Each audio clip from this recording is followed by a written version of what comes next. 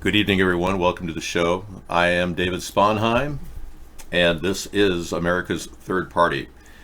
Welcome to Freedom Friday. We were in the pre-show talking about the 5G network and the dangers and how it could very well cause cancer, how it can even ultimately fry the human race.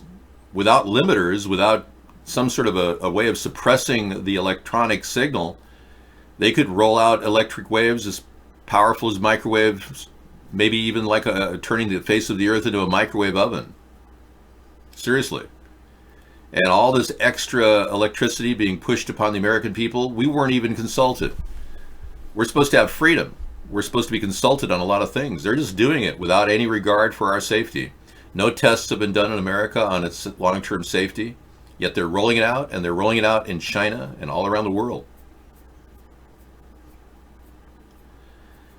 Yeah, I don't know. Many people are concerned about everybody who's been, facing death. There have been a lot of deaths recently that looked very suspicious from the outside, yet the government is not investigating them. Anthony Bourdain's death, very suspicious. Kate Spade, the famous purse designer's death, also a big contributor to the Clinton Foundation, very suspicious. Her husband, the brother of David Spade, Andy Spade, stepped out of the apartment where they lived in New York with a rat mask on his face and a red scarf around. She actually died from asphyxiation due to a red scarf. Why would he do that? If I were an investigating officer, homicide detective, I'd be questioning him immediately. But that's right. The two lead homicide people over at New York PD just killed themselves too last week. Yeah, gunshot wounds, both of them. And it turns out those are the two men that saw Anthony Weiner's emails and some horrendous stuff, according to the blogs out there, that they were on. The 600,000 emails have never been seen by anybody except those two guys and a few others, and now they're dead. And we've never seen any oversight by Donald Trump about those emails. He's never even bothered to prosecute her. All he does is say he's going to be angry at Hillary. He's like in the 2016 election, he's still fighting Hillary. Hillary's not running yet. She hasn't said she's going to run, but Donald Trump is still doing exactly what he was doing 3 years ago. Instead of prosecuting her for obvious misdeeds and all these alleged missing emails. Not enough is going on in that department. So if cops are getting killed, something really big, corruption-wise, is happening. And if you think that you're getting oversight by the FBI or anybody within our government, they're owned too.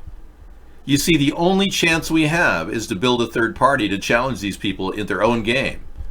Their game is to control politics, to control our elections. They know they can move your vote in any direction they want simply by making you hate the other side. Their goal is to divide our country and turn us into hateful people against each other. I had a conversation with a friend of mine who is a pro-Trump guy, has no interest at all in conspiracies, and we still had a conversation. But he told me that he was studying a philosophy, a certain type of philosophy where he just tunes everything out. It's like really funny. He called it Stoicism, and he said he studied the Stoicism. Well, this is the second person I've heard claim that Stoicism is a new philosophy that they're studying. It's like the I don't give a shit philosophy. Yeah, and you remember Misanthropy was talking about Stoicism a couple days ago? Yeah. Apparently the Republicans are all spreading the word that you're a Stoic. You're an ancient Greek philosopher. Yeah, which teaches the development of self-control and fortitude as a means of overcoming destructive emotions. In other words, the emotion of caring about people. Yeah, get rid of that. You don't want to care about people. Just laugh at all the bag people that are next, like rolling in their own vomit. Goes, ha ha ha ha. I am so emotionally controlled because I'm a Stoic. I don't have to have any conscience. Oh, I'm a Stoic. And when I was talking about conspiracies, he's like, no, I can't talk about that. That doesn't affect me, David. I don't want to talk about it. I'm a Stoic. That's what he said. So they come up with their own philosophy now in the Republican Party, and they export it to the alt-right sites that, oh, you're a Stoic. You don't care about people. You're trying to build up your motivation. Your personal motivation is everything. Why don't you just worship yourself? And this self-worship will take the human race right down the toilet. So the word defining Stoicism is whatever. So there's a problem at the border with concentration camps. Whatever. It doesn't affect me. Okay, Dave? There's a corrupt element that's buying our government off at every level. Whatever. I'm a Stoic. I don't care. Yeah. Okay, we got some good news and not so good news tonight. We'll start with the most recent. Bad news. Google Chrome has become a surveillance software. That's right. It's time to switch. I'm looking at Firefox again. Firefox is really a lean running machine. They've got it down so it doesn't use a lot of your cache, your memory, and your RAM. Our latest privacy experiment found Chrome ushered more than 11,000 tracker cookies into your browser in a single week. Here's why Firefox is better. No, Netscape is dated, Tom. You open your browser to look at the web. Do you know who's looking back at you? Wow. Over a week of web surfing, I peered under the hood of Google Chrome and found it brought along a few thousand friends. Shopping, news, and even government sites quietly tagging my browser to let ad and data companies ride shotgun while I clicked around the web. You can only imagine what your porn site travel has been telling them. This is how Google's Chrome lets the cookies track you. Imagine in real life. Okay, here we go. Chrome lets web trackers follow you around in a way that might freak you out in the real world. Imagine you're just out browsing, minding your own business. But from the very first place you visit, you get joined by one of these. A cookie. He belongs to an advertising network or data tracker. In other words, he's a spy. What's pesky about cookies is they stick with you, allowing nosy companies to tag along to all the other places you browse. The more places you go, the more cookies you collect. They're how a pair of pants you look at in one shop end up following you around everywhere you go. Tracker cookies come from lots of companies you've probably never heard of. But the #1 cookie baker is Google, the same company that makes the #1 web browser, Chrome. Could I get a drip coffee? Drip coffee? Google makes most of its money by targeting ads. So no wonder Google doesn't do much to stop the surveillance.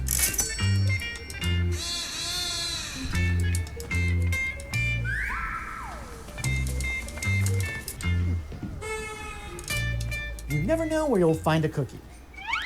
Over time, cookies help data companies build profiles of your interests, income, favorite places, and personality. These profiles can shape what you see online, including the prices you get charged for products. In a week of regular web browsing, you might get tagged by more than 10,000 third-party cookies. But it doesn't have to be this way. Okay, now I'm a little bit miffed by the fact that I don't see 10,000 people behind this guy. Now, if they were doing a really good example of what's going on here with cookies, we'd see 10,000 little bugs crawling all over his ass. Without looking at his ass, of course. Yeah. You don't have Facebook? Yeah, well, I only click on Facebook when somebody sends me a link, so the perverted links that we have sent in here make me look like my timeline means I'm a pervert, you know, and I'm not. I just click on links that people send me from Facebook and they automatically open it up with my Facebook account. So I'd have to unhook from Facebook in order to do it, not authorize them to actually access anything. So I wouldn't see the links because you can't see them otherwise. Hey, I have a question. Am I getting a picture over at Twitch? Is video on? Because it seems to me that it's not. It says online chatting. There's something wrong. Yeah, I got 3 people in there. Is video on? I can't see it. Could you help me out here, guys? Of course, if they can't see me, they wouldn't know. I did type it in the room though. Clean browser history every few days. I do, as a rule. But I have to use browser history because I use it for tagging. Now there are a couple things I can add. I've added to make it easier to tag things. Like too many tabs for Chrome. That's a product you can use to manage all of your tabs. It's a pretty good product too. It's but again, if I'm leaving Chrome, from what I hear, I think I'm going to Firefox. I think I'm going to set up Firefox on the laptop for the summer. But this product right here is too many tabs for Chrome. It works really well. You click on it and it automatically works so well it doesn't even work. How about that? Look at that. Oh, there it is. Okay, you got to right click on it, and then it opens up a board where it shows you. Oh, here's the program itself. Yeah, in fact, because it's not working, I'm going to just remove it. Yeah. Yeah, I think I'm at this point. I really don't think Chrome is the way to go. DuckDuckGo is okay. It's a very good search engine created by the FBI. It was a fusion project. They worked with other people to develop it. I think the Navy was involved in DuckDuckGo. Yeah, most of those, like Tor, was developed by the FBI and the Navy as a fusion project. I think Puffin works great, but Puffin has a hard time updating on the Jelly Bean operating systems. You need newer operating systems. And Puffin usually works really, really well, but for some reason it's been having problems. I use an old tablet, a Samsung 10.1, to write my book, and there's all kinds of little peculiarities that make it difficult. Letters don't even quite match. I can't connect the tablet's alphabet properly. Sometimes it gives me backspace when I hit one of the keys. It's just you have all the nuances of the tablets are hard to get around. I was busily writing my book the other day at a repair shop, and these two people were talking really, really loud. I mean, for some reason, everybody in my area talks really, really loud because they've lost their hearing. We have jets that fly at unbelievable decibels, real close to the earth. And everybody's talking like this. And these two people were sitting there in this tight office. So how's it going? It's like really loud. So I'm sitting there typing away on my tablet, writing my book. Anyway, it's just kind of ironic, how screwed up the world is. David, my AKG microphone sounds great. You're so welcome. Thank you. Well, this is not your microphone. What this is, your microphone's better. And we're going to set that up for my next plan for the studio here. We're going to have the whole setup when I get back. Yeah. Good evening. Welcome. We're using a Mac. Actually, it's a Marantz microphone, kind of a low-end condenser mic, but I've amped it up with a program that's available. Many of you struggle with your audio, especially if you've got a standard mic on your computer, and they only get so much audio out of the settings. So what I use is a thing called Equalizer APO. Now, if you haven't downloaded this, it's a free program. Just look it up online. But Equalizer APO is pretty good, and there's a guy on YouTube that tells you all about how to hook it up. I have 185 IQ. Your record is way up, McDundy. No, I'm amazed. Your pinball abilities are phenomenal. Let's give you guys a little bit of news from the main sector here today. And by the way, this program of 5G plus EMP safe is my idea, not Trump's, not anyone else's. I want to actually put limiters on the 5G network when we do deploy it so we can provide safety to people around the transmitters. A very logical solution to the problem. And I think that's something that I come to this table with fresh ideas all the time to protect people. Okay, so according to the news, excuse me.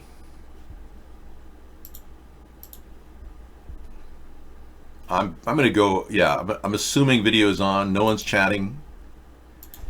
Is video on? I mean, I can't see it. Thank you. The Ascent. It's a good movie. Okay, I'll check it out. All right. Here is the main news. In Trump's Iran's response, some see a dangerous ambiguity. Let's go into the heart of that story. New York Times. They're not going to be very pleasant because they don't like Trump. Let's take a look.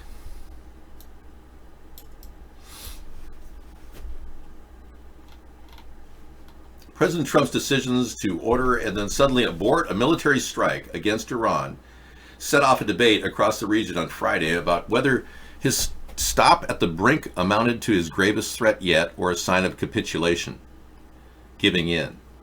Iranians locked in an escalating standoff with Mr. Trump over the previous 6 weeks quickly sought to portray the aborted strike as evidence that he had blinked first, proving that what they called his reluctance to fight and eagerness to compromise. Interesting.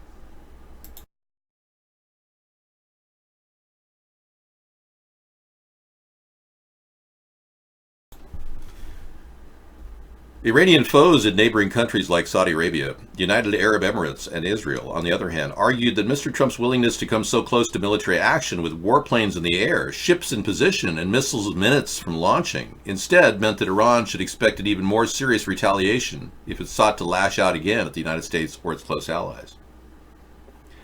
That's basically Trump's pitch, is that he feels that the drone was shot down in international waters, and that's wrong because, well, according to the Iranians, it landed in their airspace. So there's a big, huge difference there. We can take our side and believe that it was in international waters and it was illegally shot down. But again, what we're doing, flying drones over the Strait of Hormuz, is provocative in and of itself. But that's what we do. We have more than enough satellite data to know exactly where ships are and what's going on the ground. So the biggest concern is that Iran is going to, ramp up their military in anticipation of a ground invasion, which is almost inevitable if John Bolton and Donald Trump continue with the circle jerk they're involved in. Iranian foes in neighboring countries like Saudi Arabia, the United Arab Emirates, on the other hand, argued that Mr. Trump, and the ambiguity itself, some argued, may now pose its own danger. Hardliners in Iran could become emboldened to further test Mr. Trump. But at the same time, he has raised the expectations among some of his closest allies that he will let the missiles fly the next time. So the Republicans, the hawks in the Republican Party, want those missiles to fly. They really believe that they're going to win a war against Iran, even though Iran has 4 times the military strength that Iraq had, and we're still at war in Iraq. Isn't that funny? These people that have nested in our government still believe we can win wars, even though we haven't won a war since World War II. So we have a lot of people that think we can commit our troops to long, protracted wars like Vietnam and still get away with it. In other words, our government hasn't changed since Vietnam. Thank you.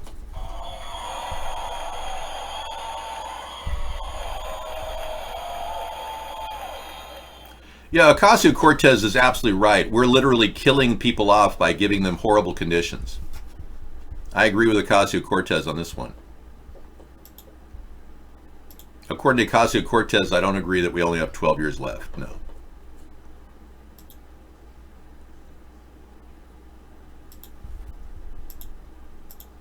Hold, please.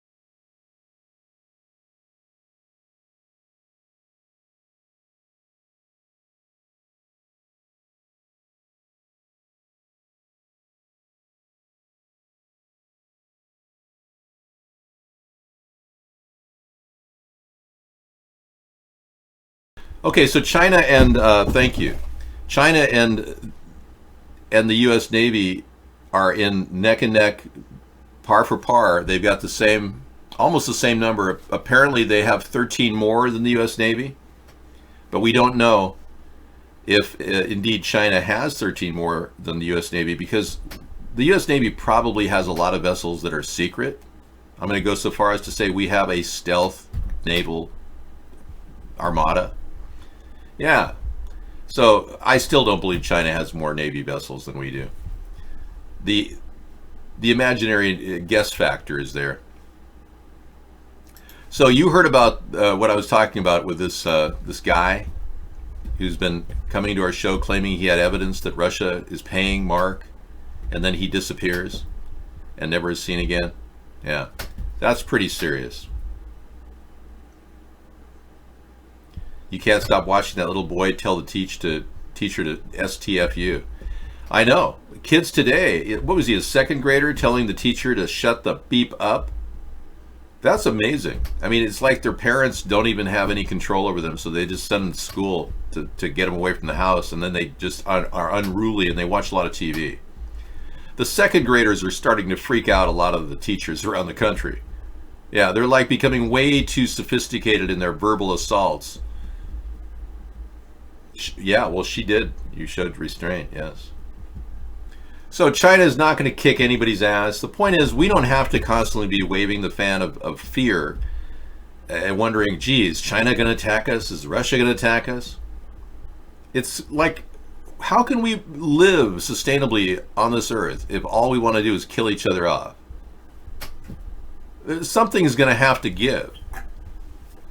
I believe that every state and every nation has to take care of their own problems. I don't believe it would be in China's best interest to take over any other countries because they have enough resources to handle their own people. I don't believe that they need to dominate other countries around them either, but what we have right now with a good ally with Taiwan is a good thing. We're not going to relinquish that. If China were to attack Taiwan with a ground invasion, landing on their shores and try to occupy that region, we would have no other choice but to initiate and launch global nuclear war. And they know that. Allegedly, there was a big toss back and forth between the U.S. and China in 2007. A lot of things happened right around the end of George W. Bush's presidency. We had evidence that Vladimir Putin may have been replaced. Yeah, that was this week. Scissorfied got a really good story about Putin.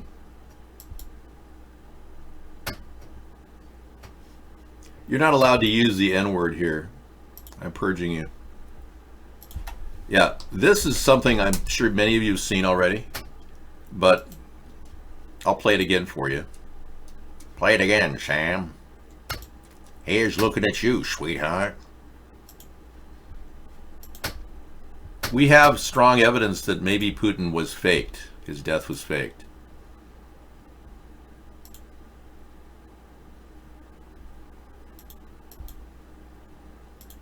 I am here.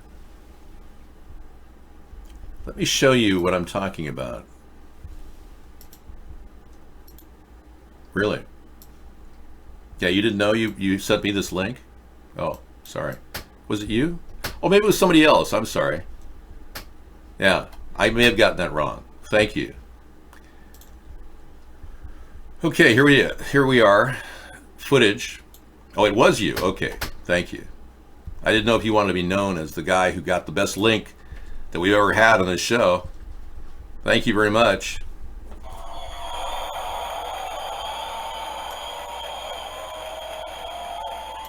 Oh, okay. Different conversation. Thank you. Well, here we have what appears to be a Russian photograph from probably right around 2005 to 2007 of Vladimir Vladimirovich Putin. Now you are going to see Mr. Vladimir standing trial when he was Prime Minister of Russia, and I'll read the subtitles for you.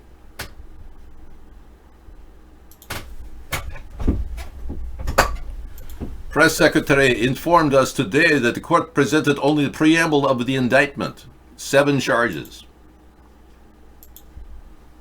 Let me take a look here.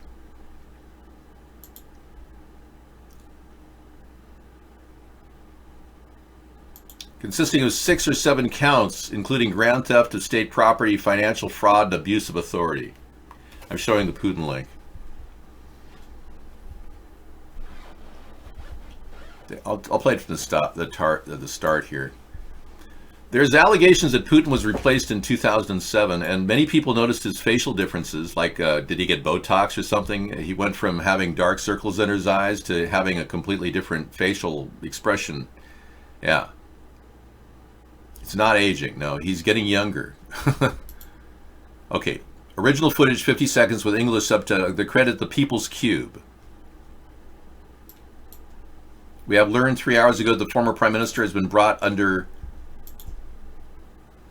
something. Press secretary informed us that today the court presented only the preamble of the indictment, consisting of 7 or 6 counts, including grand theft of state property, financial fraud, and abuse of authority. This is when he was prime minister, when Medvedev became president. Tomorrow, the former prime minister will be indicted with Article 205 of Russia's Penal Code as a co-conspirator in a terrorist attack aimed at intimidating citizens and manipulating the government.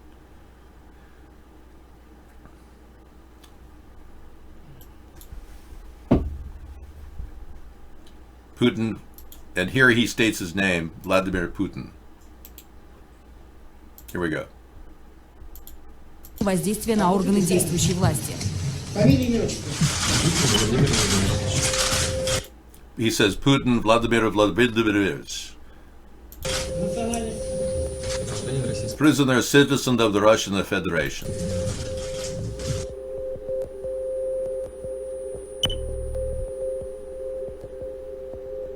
Sure looks like him, doesn't it?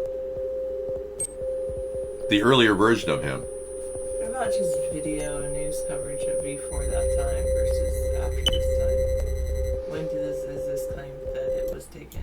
We don't know when this is taken, but I do know that in 2007 he appeared to have a face change, and it was well noted in the media. I believe this was 2007, based on my recollection. What happened to her? To who? Our thing up there. That I don't know. I've been trying to troubleshoot Cool Rock. I've got 5 people in here. Nobody can see it. So I'm going to go ahead and go off of Cool Rock and go back on. They may just have caught up to us. I might not have gone to the right side. No, we did. This is correct. Yep, I'll try it again.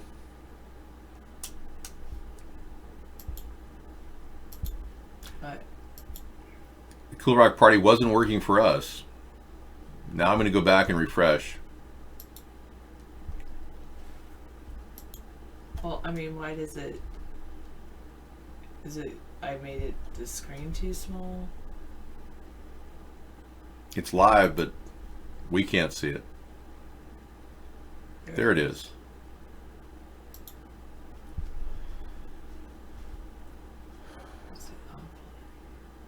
Yeah. It's offline, online. Hard to say what it is. All right, I'm going to let Sarah play with this and give you guys her calming influence because she's starting to make me feel calm. Cool Rock is better. You like Cool Rock? Yeah, I like the name too.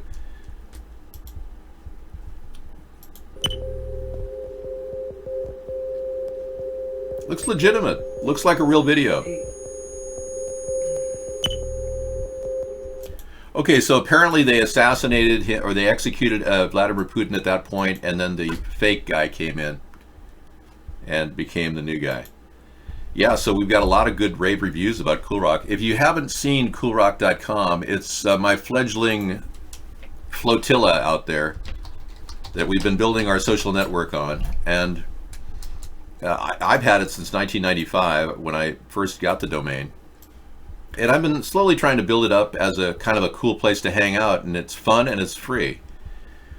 You have to, in order to see the video, you have to allow Adobe Flash Player.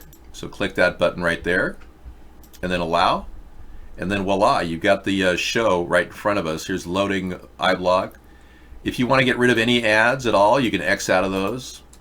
You can also move anything on the screen. This is a unique website that I'm using called Scraplet that was developed by Steve Rapiti, who I believe is a hidden genius of the internet. The chat over at iBlog is Vaughn is next to it. You can get in here and have dual chat right in front of you. But the best part about Cool Rock really is you can actually have fun playing music, and you know, if you're bored, have fun playing music, or maybe hit the drum machine and do whatever you want with the drum machine. Again, every one of these boxes you can move around and stick anywhere you want. This is a fun and groovy place to hang out. You can even have a keyboard piano where you activate your keyboard. And I don't play music, so it's fun for me just to look at it. But then if you really want to see something cool, check out Mr. Doob. And Mr. Doob is the quintessential VR hub where you can travel in heaven if you want, or go into the bowels of hell. You can also check out this type button right in the middle. And right next to the type button is this one. And that is the best button of all. This takes you to a VR world of all kinds of choices. And every one of these croutons is a choice to travel into a virtual reality.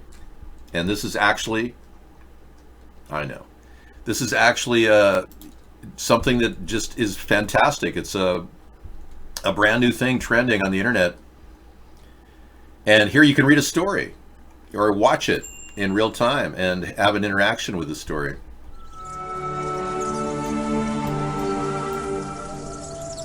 Out the goat. Okay, I've seen enough. Out the goat. Sounds like pet goat. Out the goat. Down here is a program if you want to learn how to do virtual reality. Yeah, they have a program that does that. React VR down below. Yeah. I saw something down below. Two more. React VR is one of them. Is that it? No. What I was looking for is different. It seems to be it disappeared on me. Maybe the format changed. Yeah, it seems to be gone. Anyway, everything's changing down here, and it's all different. Everything is different. It's just wild too. I mean, oh, here it is. There it is. Okay, let me prove to you what I mean by moving things around. You go to here, this button right here with a big A, and this will teach you how to do virtual reality. It's located at coolrock.com, and we loaded the Mr. Doob site into that, so you can access this down at Mr. Doob. But this is Get Started, a web framework for building virtual reality experiences. So you can make your own experience and have it play out on your website. Really amazing stuff. I can't even explain how complex this is. It gets more complex as the time goes on. Help, play now. Okay, but I want to show you the most interesting thing about Cool Rock before I leave, and that is up at the top right of the screen. Over here is this crouton here, the blue crouton called Web Oasis. Click that. And this is where the pinball machine is located. And if you scroll down the side here, you can access the arcade. And Web Oasis is like a hub for accessing all of the internet. But you have a zombies game here, 2 different types of zombie games. But pinball has been really famous, this one. You click that and start playing pinball. And McDundee has apparently got the record now. You get up to 1 million, McDundee?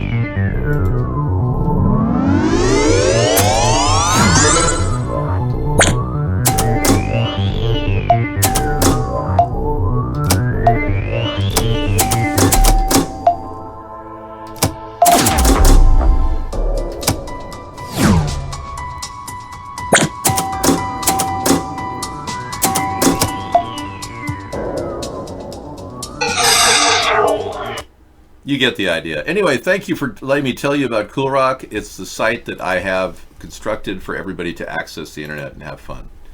Coolrock.com. All right, fun and free. And we don't harvest cookies, even though it says, no, Mark is not the owner. I own everything on this site. Mark, the owner.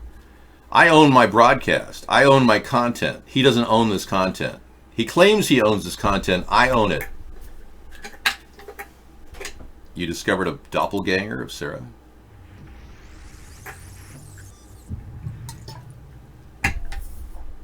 She's a rich girl, and she gonna do it don't matter anyway. You can rely on the old man's money. You can rely on the old. No way. That does not look like Sarah at all. No. Sarah has a beautiful profile. This woman looks more Ubangi. Not that that's a bad thing, because there are a lot of Ubangi women that are very pretty. See how beautiful her profile is? Thank you, but your eyes are screwed up, Mad Dog. Okay. This is my. Yeah, there you go. Oh, no, you don't have to talk like, no, that's okay. Well, I'll show you what the woman looks like. I mean, clearly it does not look like her. To take what is. Take what is given. Oh, and her voice, you know, is like, yeah. Compare the differences between her profiles. See, hang on. Let me. Yeah, look at the profile differences. Amazing. See, there's just what's wrong with your visual acuity, Mad Dog? I mean, compare it. Hey, David, he needs someone. That's as close as he can get. Here, I'm sorry. Hang on. See, there's a big difference between the profiles. Oh, forget it. Oh, forget it. Forget it. Back to you in the studio. That's as close as he can get. Okay. Take care.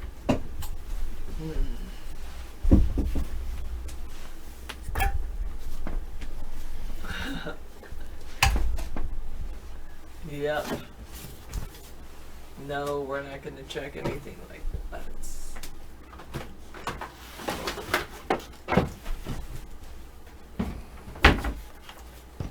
Okay, thanks, Sarah, for giving me a break. Okay. Oh. Wow. Oh, wow.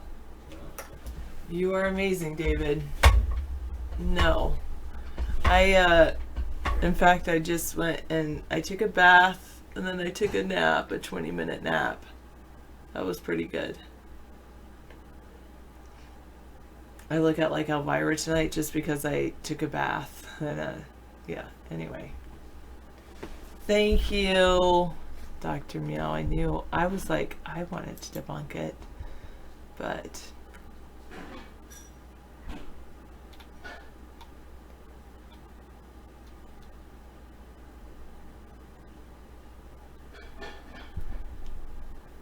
oh, it superimposed Putin's face. It was footage from the real trial in Moscow of Mikhail Khodorkovsky, the oligarch who fell out with Putin in 2003 and who's been in jail ever since.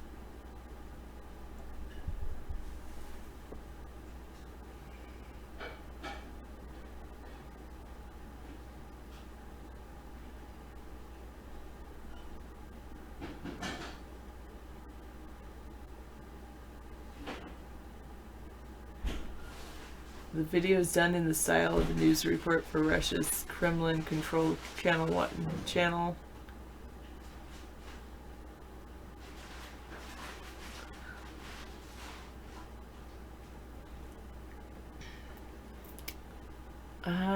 I'm doing well. How are you doing, Daryl? I'm not mad. I think it's great that you're finding doppelgangers of me.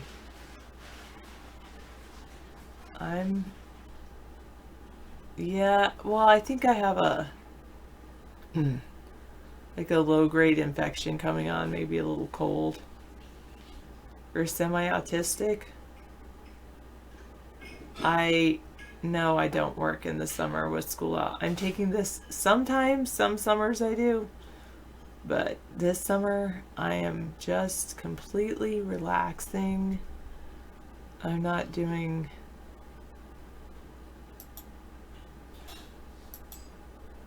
anything else. I wonder why.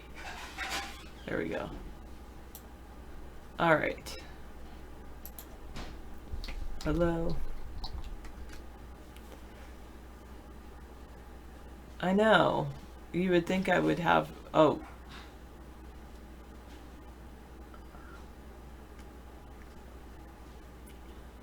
But I think it's just because it's like my body's finally like relaxed a little bit from like, oh, it's summer now. Now I can have a cold. Before, you're not allowed to have a cold, Sarah.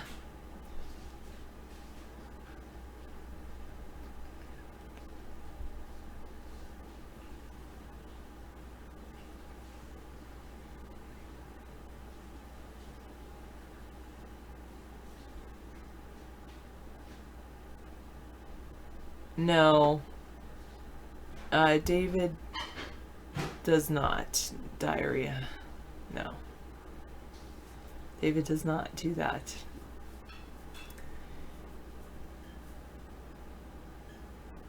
People were asking what kind of snacks I eat. I eat some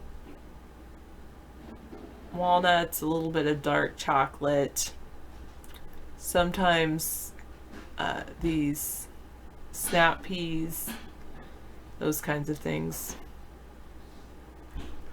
I'm not sick all the time. I'm mostly healthy.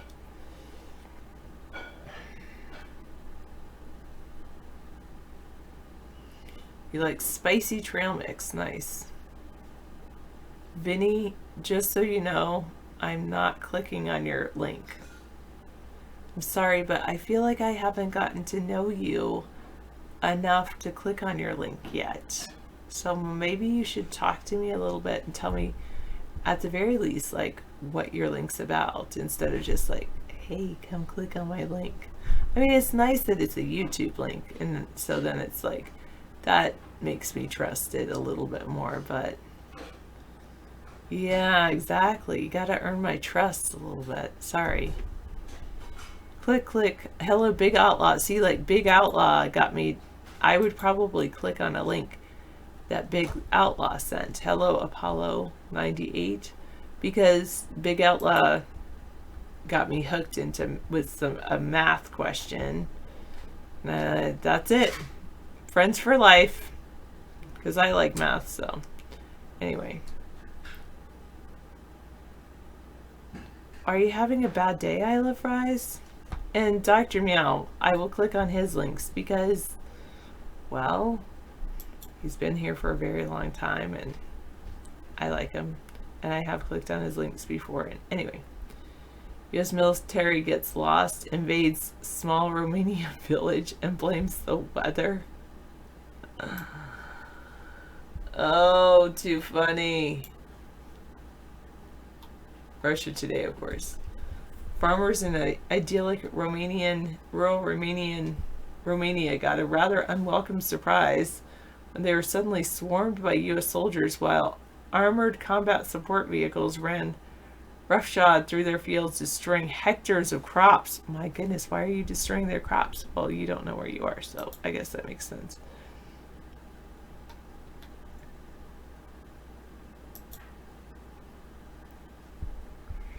Do.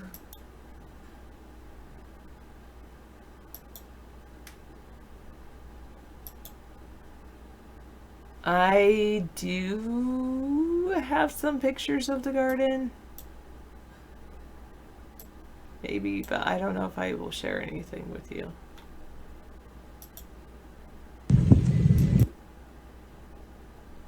I'll just do that muted. The landowners told a local website on agriculture affairs they've been taken totally by surprise. First saw smoke rising up over the fields. They thought there was a fire. And then the sight of military vehicles only made matters more confusing. The farmers were totally unaware the vehicles were part of scheduled NATO exercises.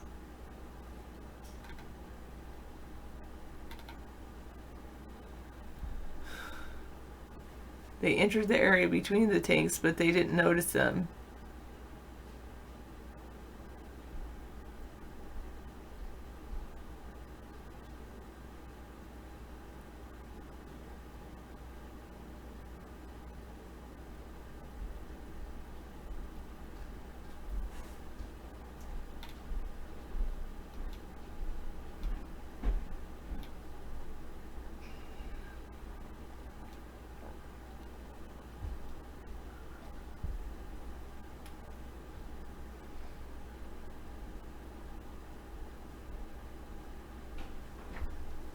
So they had a wrong turn at Stelnica and they were late to the War Games exercise. This year it involves Romania, Bulgarian, Hungarian, Albania, Bosnia, Turkey, and it aims to foster multinational military integration between the NATO allies in Eastern Europe. It's among the half dozen drills scheduled to take place over the summer near the Russian border. Wow. What's the word I'm looking for?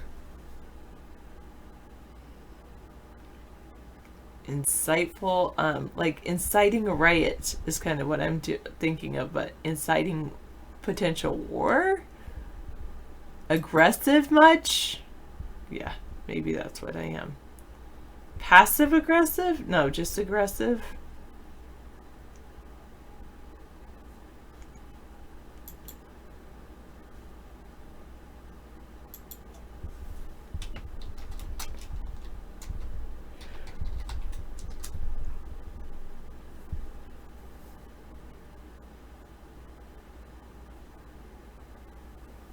Sorry.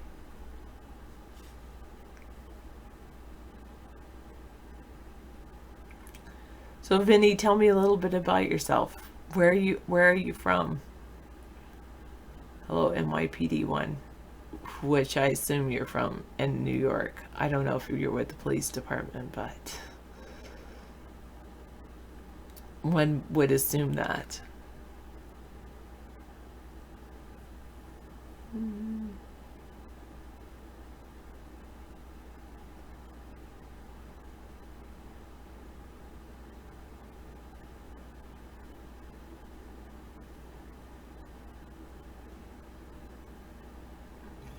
Oh, no, you're not from New York. You're from Manchester, UK.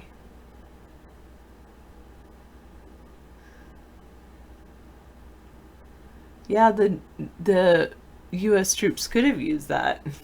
Where am I? .com. That's funny.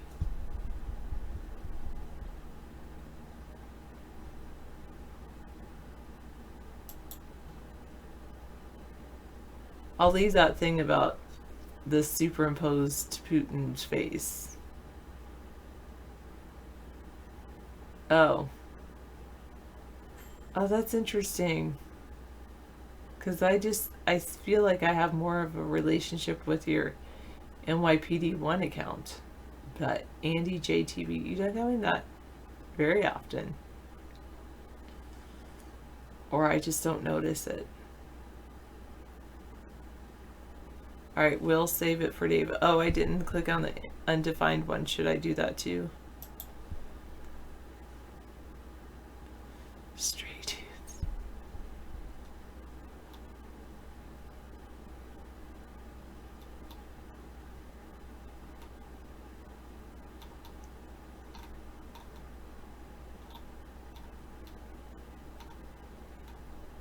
That is hilarious.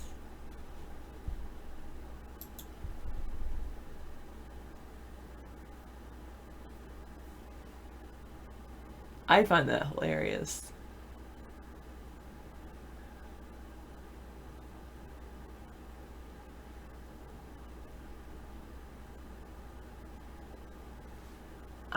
Yeah, you're right, Dr. Meow.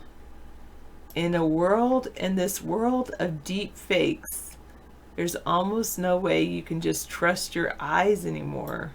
You have to check all occurrences of fake, hoax, scam on Google talking about the possible fake, hoax, scam. And then you have to check, you have to see if it's multiple videos of that same one, but those are probably just copied by people that are trying to go viral.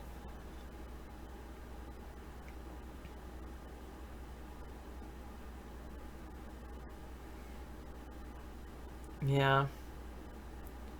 I could tell you I'm not a deep fake, but who knows? People could take me and fake me.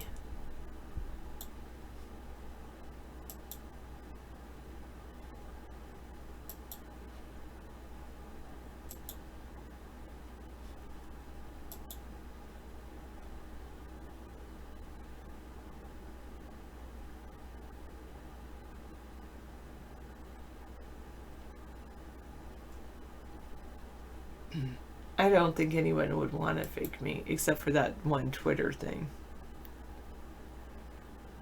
Oh, you could just tell by the spectro analysis of the video artifacts. Yeah, it seemed like, I was just like, that just doesn't seem real.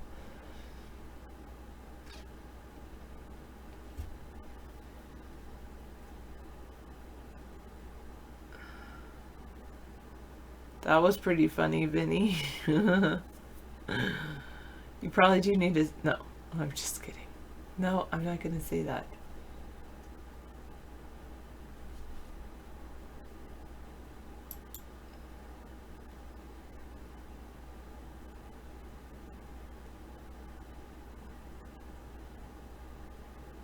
Oh, that was real. No. Tonight, I'm sure we're going to have some potato salad from the meal he made yesterday.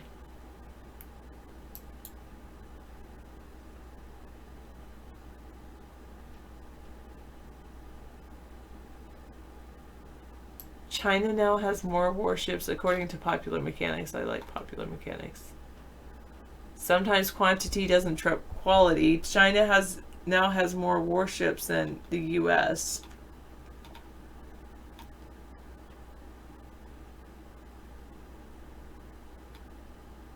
"300 ships, 13 more than the US Navy." What was the live bacteria? Oh, the yogurt? Yeah. America's fleet is much larger on a ship-by-ship basis, including 11 nuclear-powered aircraft carriers and an almost equal number of amphibious assault ships.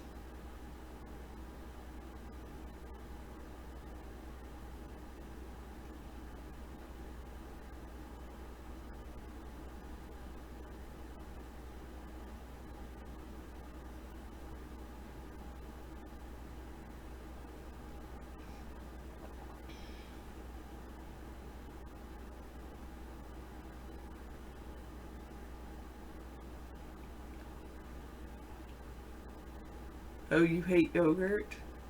I didn't know that about you.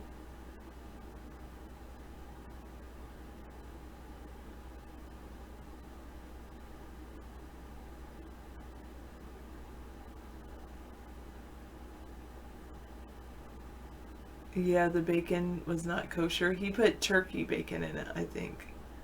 Hello, Mavisat.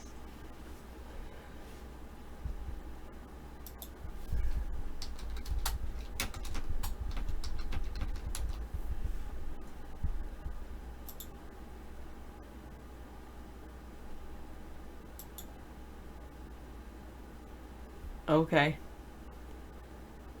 Oh, your passion fruit are flowering. Nice. Man, those are gorgeous flowers. So interesting, and no wonder. I don't think I've ever actually eaten passion fruit. Check this out. That's a picture of Scissor Fight's passion fruit flowers. That's so cool how they look. It almost, is it like a dragon fruit? I don't think I've had that either.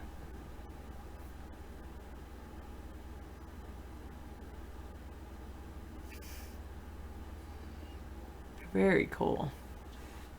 Thank you for sharing that, Scissor Fight.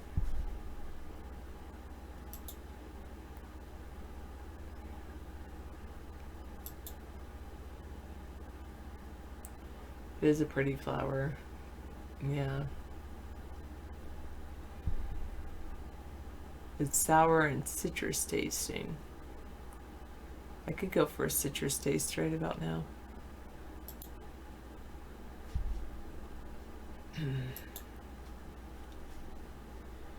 Okay, I had opened up.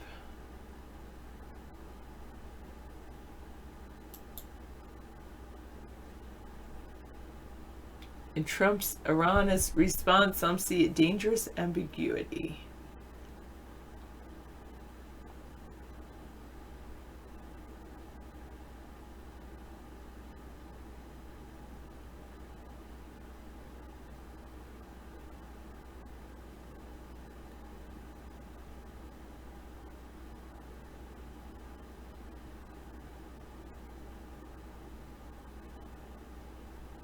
Okay.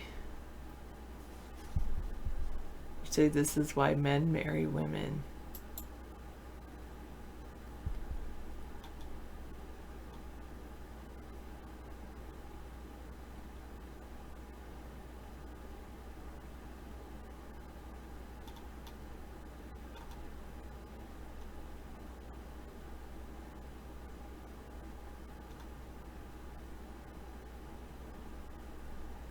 I don't really get that, but okay. She's making bread and he's racking out. I don't really get it. Okay, enjoy your coffee, Sunstar. Oh, you have a praying mantis and you have praying mantis eggs that are hatching? Hundreds of praying mantis eggs? Do you sell the praying mantis?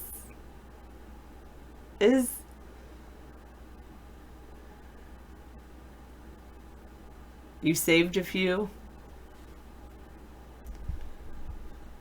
I'm sure people would buy them.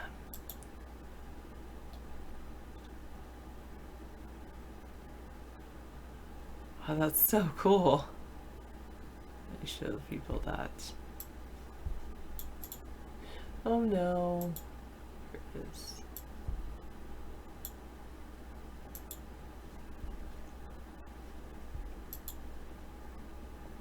Here's his praying mantis eggs hatching. Wow.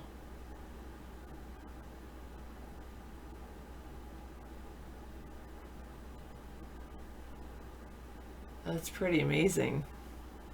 Oh, you release them in the garden? Did you buy the eggs to release in the garden? Okay.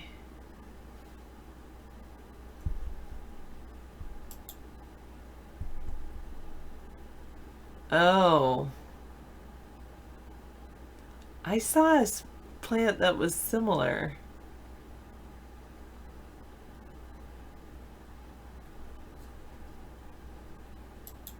That's definitely wild looking.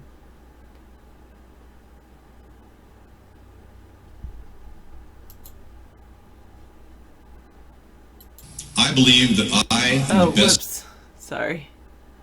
I meant to do that instead of I believe I. We are wonderful together. Yeah, that would be cool. Breed and sell praying mantises next year.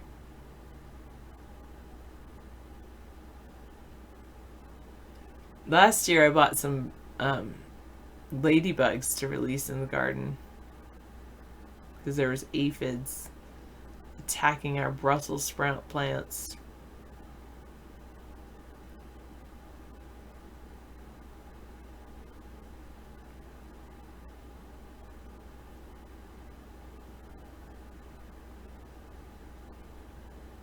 Is my head off? Yeah, you're right.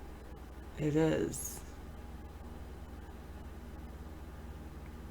I'll adjust my head.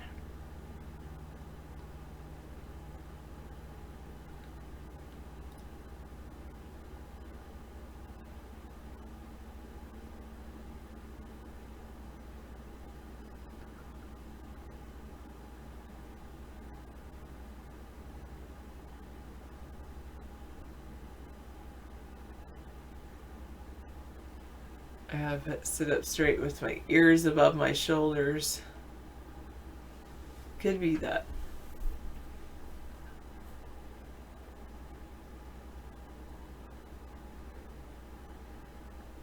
Could be because of my...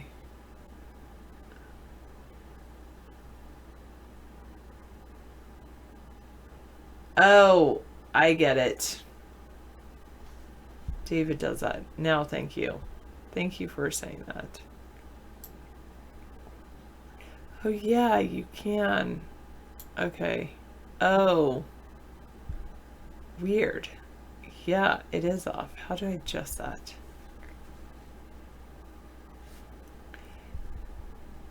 That's very strange. If I adjust my camera, will it actually adjust that?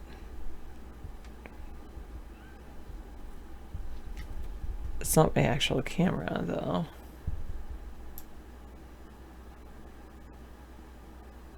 Just do that so it's not as noticeable.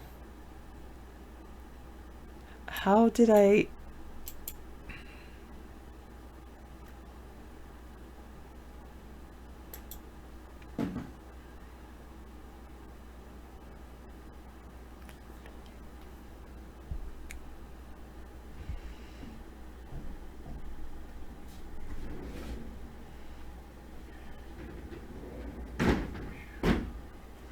Oh, X.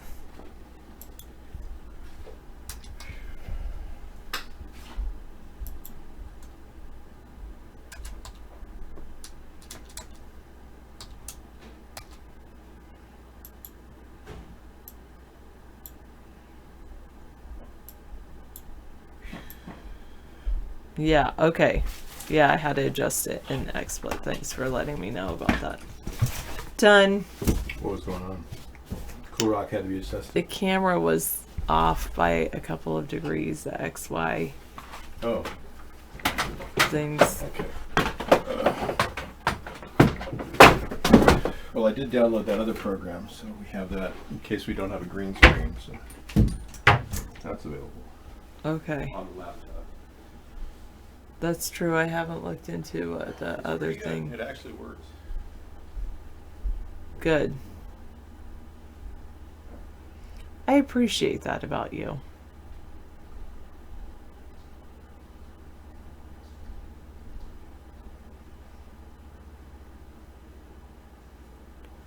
I was trying a manual. That wasn't what was wrong, though. No. No. There.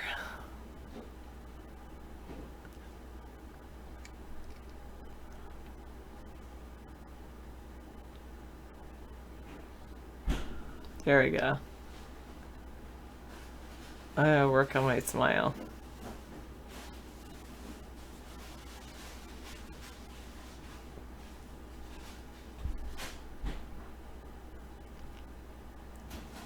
You're so good at your job because you can spot debris that's out of place.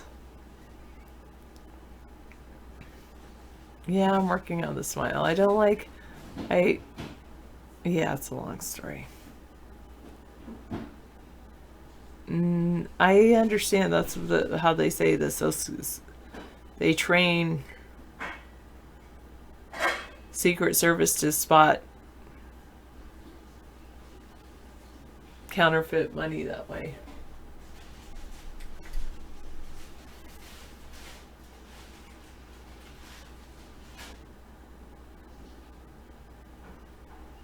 I did not read that post. Last message, A Spade. Why? Just because David said a couple things against him? Is that why?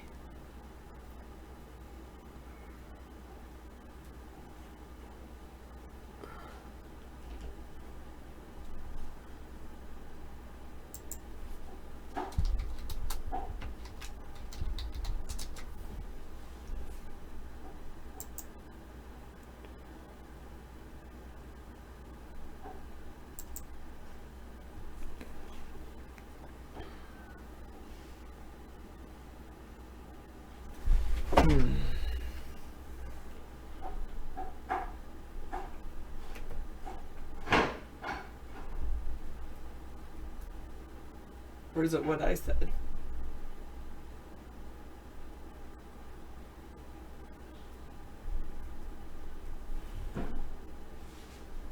You mean an oh,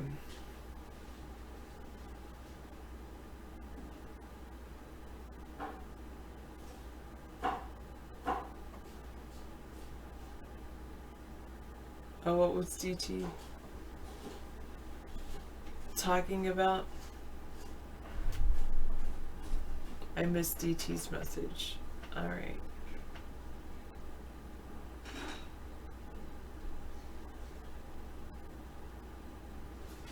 Oh, you have a skunk? A plain city house with a visitor skunk.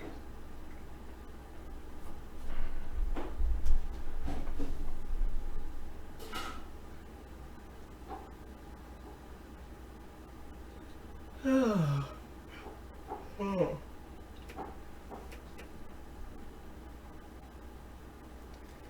leave out food like garbage that they can get into.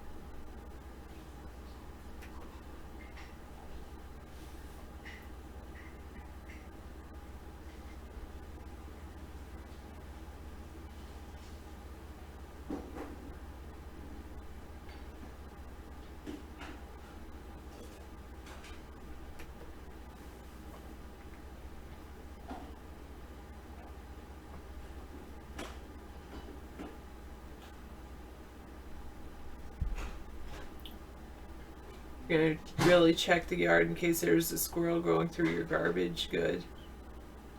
A lot of people leave out cat food for stray cats, but skunks love that. That's true.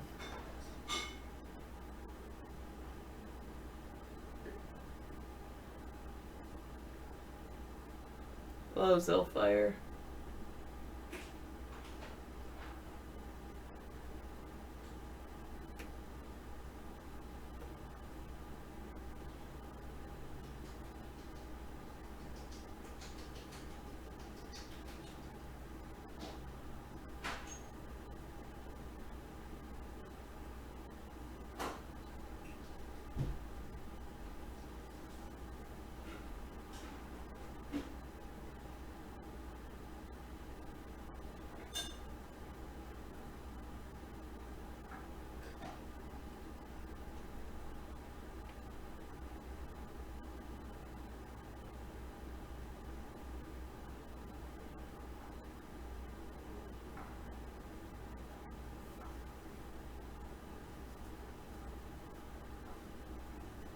Okay, let me look at this.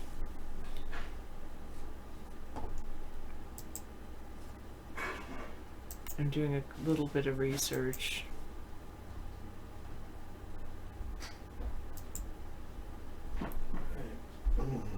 Yeah. So I'm just going to sit with you for a bit while I cook. Yeah. So that's 3 month standard plan. Oh, where's that? Restream? Oh, Wait, 3 months the is. standard plan, so Personal Forever says 30 plus streaming platforms. That's free. Yeah. That says everything in Personal plus one extra destination, Facebook groups and public pages. Why don't we just support. use a free one? Yeah. Seems like the free one works. We'll consider that on the trip, and considering bandwidth and all that. I'm just going to go to check on something real quick. Yeah. Did you want to check over here? No, I'll check right here. I'm not on the screen, so I'm just going to check the names here. I was checking the other day. Sad, scary, alarming news in Philadelphia. Huge explosions at the PES Sunoco refinery. Wow. Huh.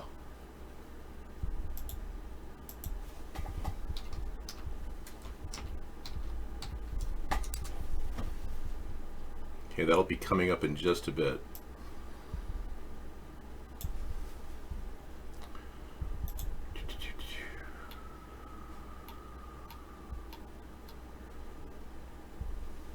Yeah, See, but the other one. that's not available, but this is. Mm-hmm. Just so you know. Okay. It's just an interesting idea. Yeah, that's true. Okay. Hi, Inventor Jim Genius is in the room. Wow. And thank you for coming in. You know, you guys, you have the best hairdo and beard assembly of anybody on the internet. You're like a modern Methuselah. Yeah. Good job. Your whole look We don't have you on ProCam right now, but your whole look is amazing. Yeah, Thank you. that happens, Anita. The problem with mice in the garden is if they get under your house.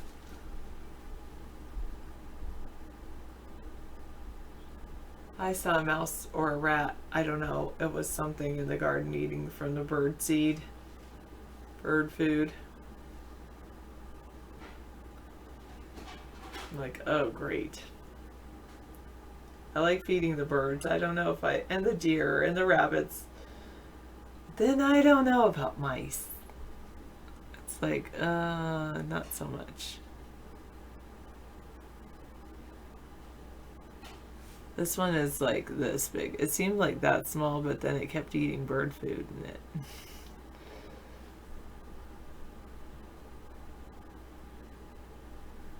Or, you know, David thinks he saw a raccoon.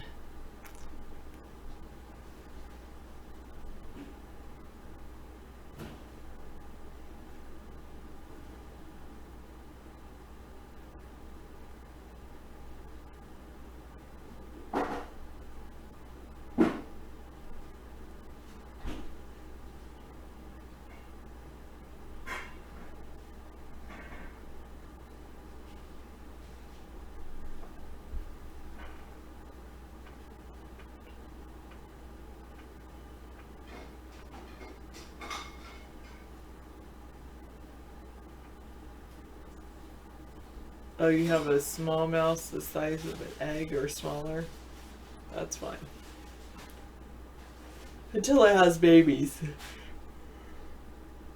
One of them is fine. 100 of them? Not so good.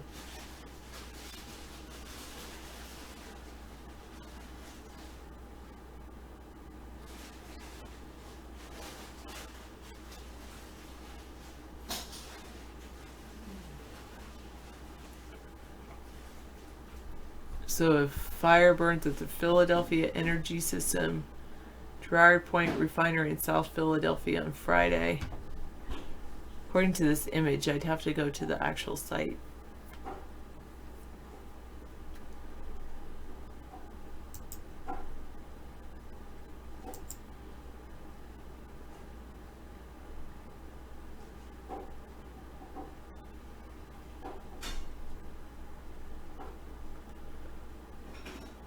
Immediate exposure can trigger asthma and other issues.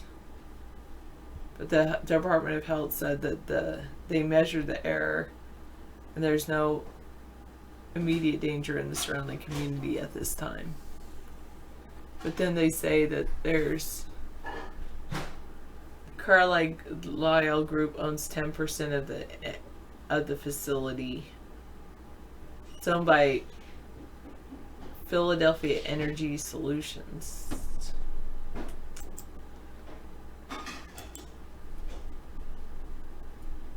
Oops.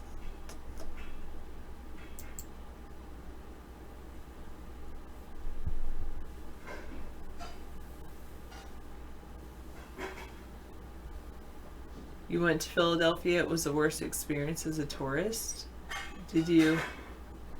Oh, really? I thought it was supposed to be called the Friendly City, but of course, or maybe no. I guess it's the City of Brotherly Love. Maybe that's what you're talking about. You think it's full of gays? Yeah, and maybe they were.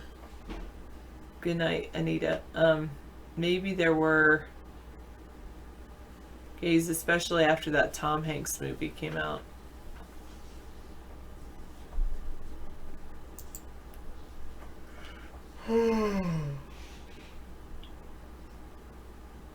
Oh, thanks, iVlog, for featuring me. You were ordering a sandwich in Philadelphia and they made you ask for it 4 times. You're just like, Philly cheesesteak. Philly cheesesteak.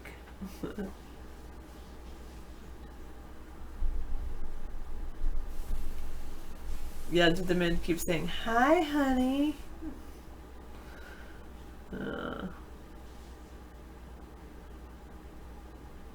Cheese Philly. They're like, look at this guy saying cheese Philly. Ha ha ha. What did you say? What do you want? Cheese Philly. Yeah. It's Philly cheesesteak.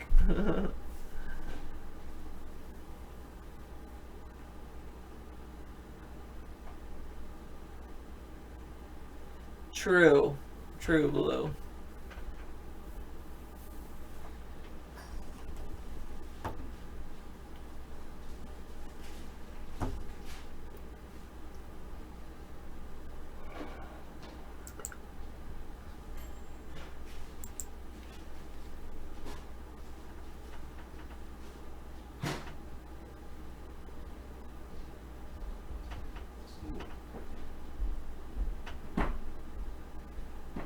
Okay, so I'm walking away from the microwave when I use it. Yeah. Otherwise, I could never cook this dinner in such a short period of time. I have to use the microwave. Okay, I think I'll go do some stuff too. Do you need anything else? I'm going to get my Still- coffee, and while I cook, I'm just still making dinner.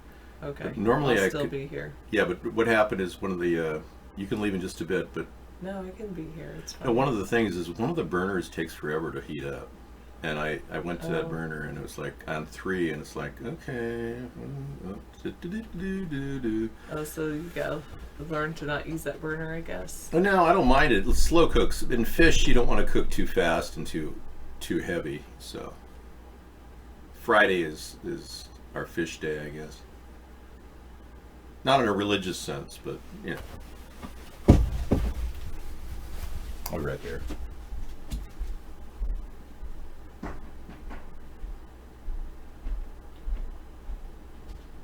A living drug has cancer on the run. That's interesting. America's biggest killer, the heart attack, makes deadly comeback.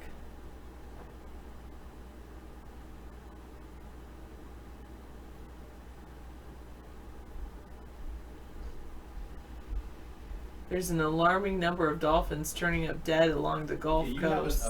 You have a bath waiting for you. Me? Yeah, I know. I already took a bath, but then I left You it. take a bath? I did. Oh, take another one. I know. I left it so I could go back in. Okay, go for it. I will be here for a also- while. No, I've got it. I was gonna do the other thing. Oh, then do the other thing. I'll take over for a bit. Sarah and I are bouncing back and forth between functions. I've got something cooking on the grill, so I have to keep doing that until I get it done. Yeah.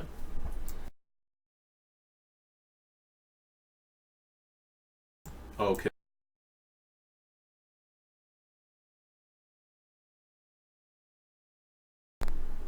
Anyway. Okay, let me get the key. There you go. Okay. I'll open it up.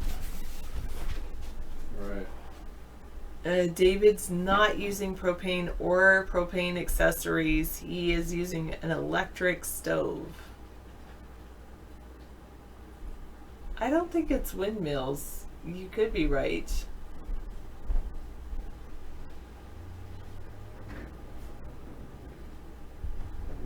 Dow is on track for the best June in 80 years.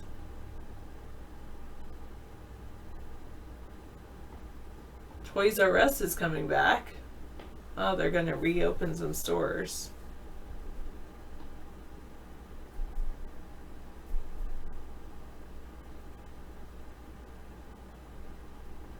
Huh.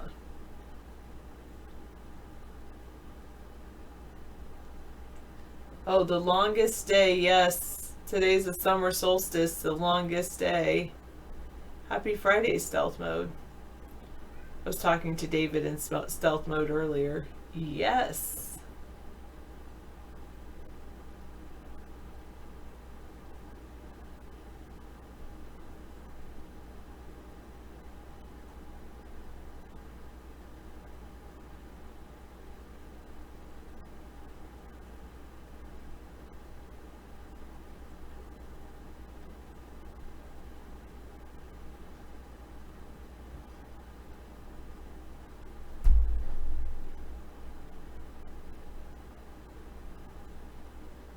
Google Chrome is now surveillance software, according to a paper.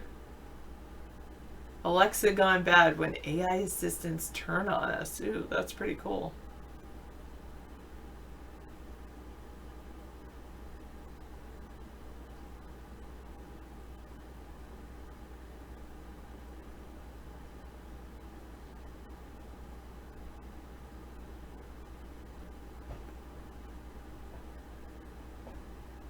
There were flying objects over Kansas City.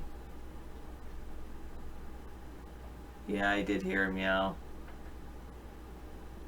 National Weather Service is baffled. Video shows chaos in Philadelphia after a massive explosion at the oil refinery. At an oil refinery. Let's do that one.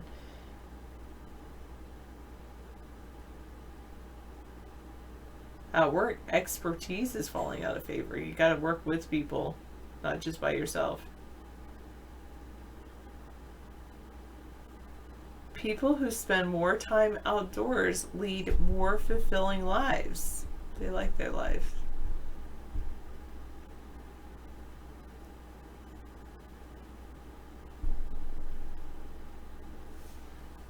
I did see something. Let's see.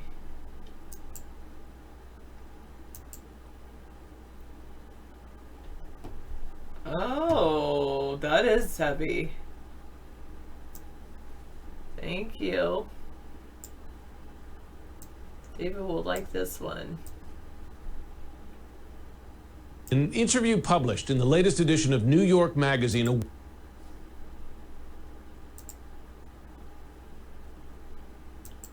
Trump responds to accusations of a 1990s sexual assault.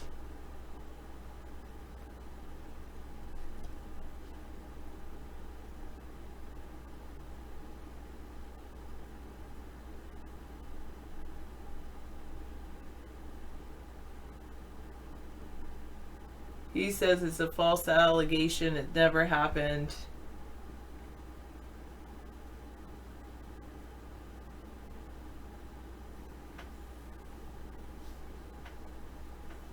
She does not appear to name Trump in the printed excerpt. He's named in the headline.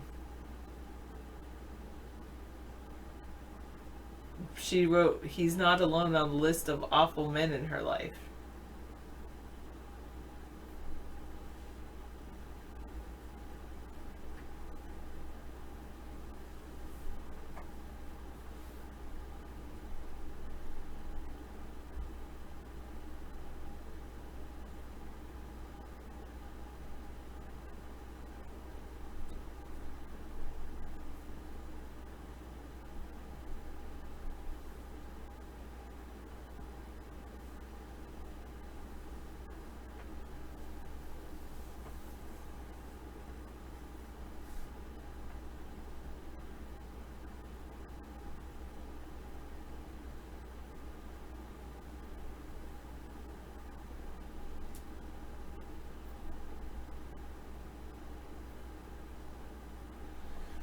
Wow.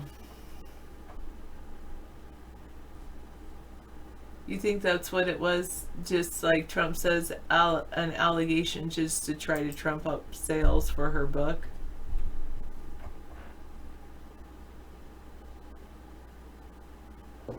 Yeah, that is true. And she's like, it was either in the fall of, or maybe in the spring.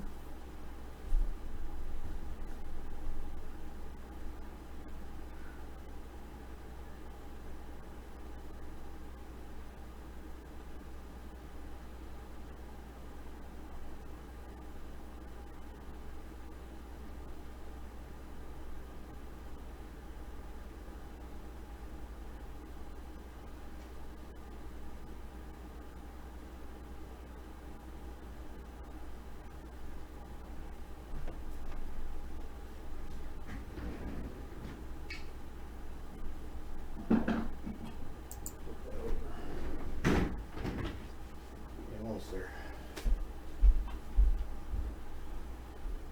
Yeah. Interesting. Okay. Oh.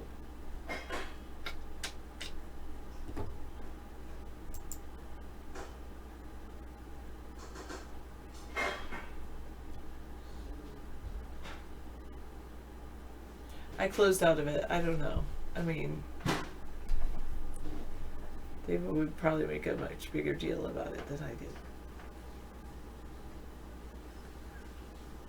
The lands where the internet ends. For now.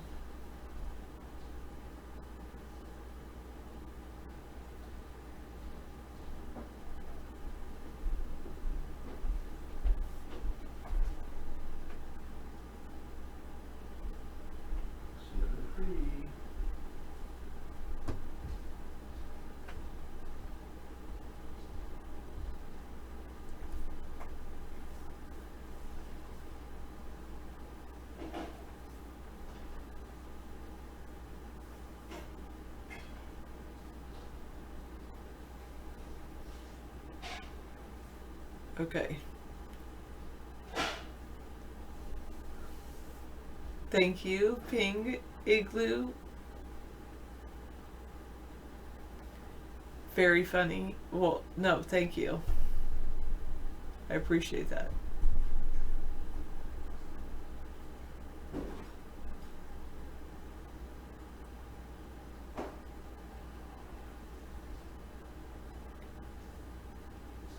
I think it is mutual, Delphire. We're on the same page, that's true. We're glad we're in each other's lives. It's nice. We have a good relationship, I would say.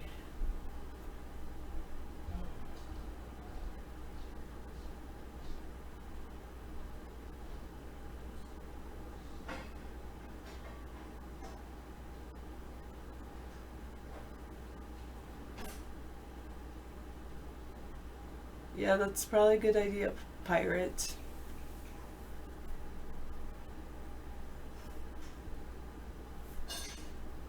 Ha ha ha, that's funny, NYPD1. The fish ate all the chips. Cute.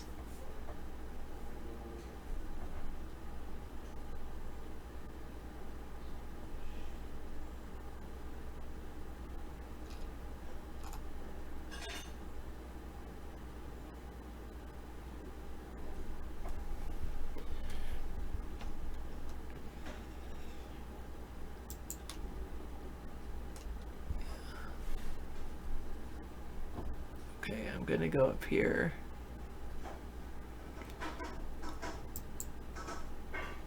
New York Post, I don't usually like them, but massive explosion at Philadelphia oil refinery. Whoa, let's check that out.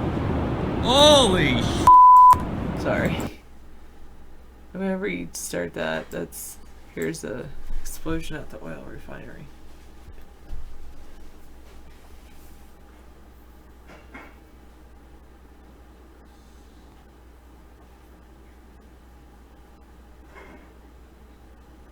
A 150-year-old oil refinery in South Philadelphia. A vat of butane exploded.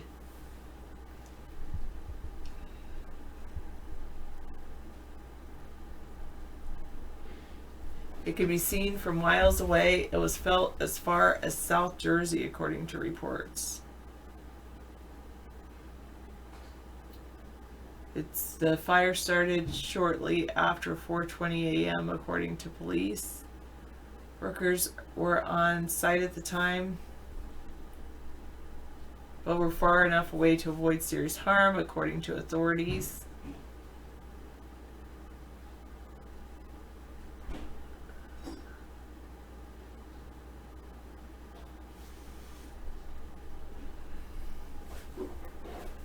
They say debris rained down on properties, pieces of artwork were knocked off walls.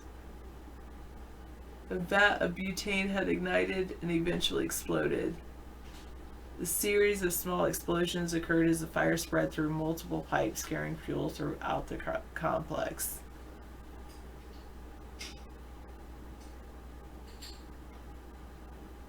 Those gas explosions are really something. They're called BLEEs, boiling liquid expanded vapor explosions. Explosions, Tom says.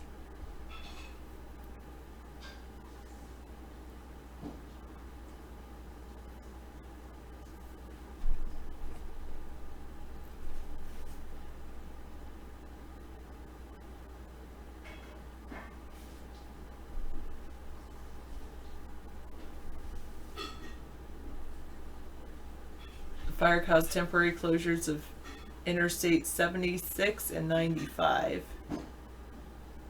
The Platte Bridge was temporarily closed as first responders swarmed to the scene. Was reopened just before 6 a.m. Although the area is heavily populated, there were no evacuations.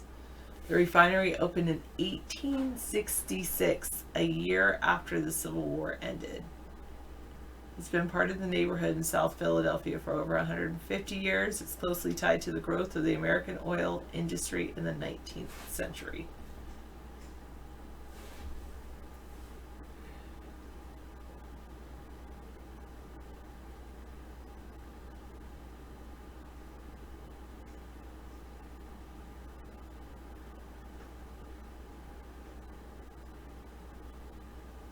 Thank you, 533, for pointing that out.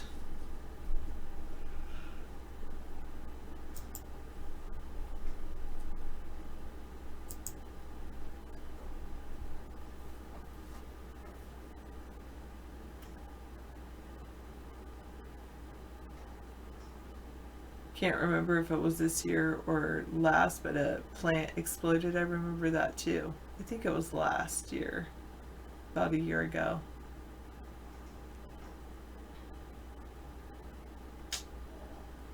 Good question.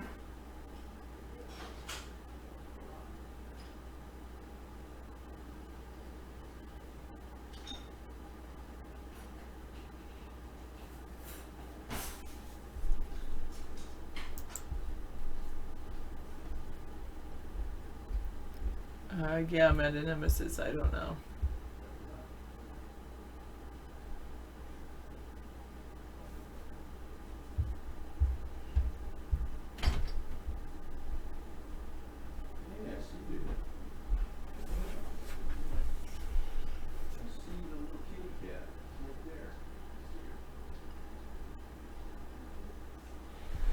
I think they're just, it's kind of even. Yeah, that was quite a feat. I did it all, and everything's open for you. Oh, And dinner is ready. I think I'll just. So if you want to just take a bath instead, dinner will still be warm, but the outside is open. Okay. All right. I'm going to go take care of that a little bit. Yeah, you can't tell me air quality is safe in Philly, I know. And just close the doors all Well, later. especially after this explosion. There was a big explosion, yeah. Yeah, this. I haven't even started the second day of potato salad. I'm still in the first day. I eat very slow amounts of potato I salad. think It's one of those long-term food items for me. I can keep it in a cold plate for... Oh, There's wow. Okay, I'll play that for everybody. Okay. Thank you, Sarah. Enjoy. Some rest. Oh, that one guess something. Sorry, I missed your question. Works whatever you like. But yeah, it's not scissor fight here. NRT Scissor Fight prefers iVlog. Yeah, scissor fight likes a flash-driven show. I tend to like that because it reminds me of the blog TV days. Thank you. All right. Okay, Sarah. Thank you so much. You got everything waiting for you. Whatever you want in whatever order you want it. Okay. Okay. Thanks. Yeah. It is the longest day of the year. Oh my gosh, it seems that way. I woke up early today with only 5 hours sleep. Oh, wow. Everything's open there, and I even cleaned everything off, so it's ready to go. Okay, I'm going to think about what I'm doing. Okay. Honestly, it's very sweet of Dave to cook dinner for Sarah every night. John, thank you. I agree with you. I get a few brownie points for that. I appreciate that, man. Because we are, pretty much a really good functional relationship couple. We do a lot of things separately and augment each other in many ways. I like to clean up. That's my thing. I also like to cook. Sarah likes to bake, and she likes to organize. I do like to organize, Yeah, and she's really good at, like I was just doing some trim on my hedges. I did my hedges today. Yeah, in fact, hedges are, this is not a hairpiece, this is my hair. My hedges actually had a huge problem. They keep growing. Yeah, and I like hedges, but I've got this laurel, English laurel hedge that I'm cultivating an English garden. And someday I hope to have an amazing center fountain and the whole thing. But right now I'm going with just the hedges of laurels and grass. Kind of like George Harrison's estate. Mine is simple. David, do you get sad when you lose an election? I have never lost an election. I consider it a win considering how censored we are. Anytime we reach out and talk to people and tell people about how corrupt the world is and how the New World Order is trying to take over our nation and wake people up, it's a win for me. It really, this is, it could be seen as a death of 1,000 cuts because I've done the show for 10 years without fail, and every single day is like, wow, where do you get the motivation to do this, Dave? It's the fact that I am reaching more people that really is my win. I'm seeking miniature wins in every one of your minds. And if I can get enough, we can turn this country around. So I've never really lost an election in my mind because we are facing a wall of censorship in a country that claims to be free and democratic. How ironic is that? Okay, here comes the massive amount of smoke coming from the Philadelphia fire. Massive explosion at a Philadelphia oil refiner. This happens in my area sometimes. Terrible fires. We've got a refinery near us. We're not downwind from it, but it's still pretty serious. Whoa. Holy sh**.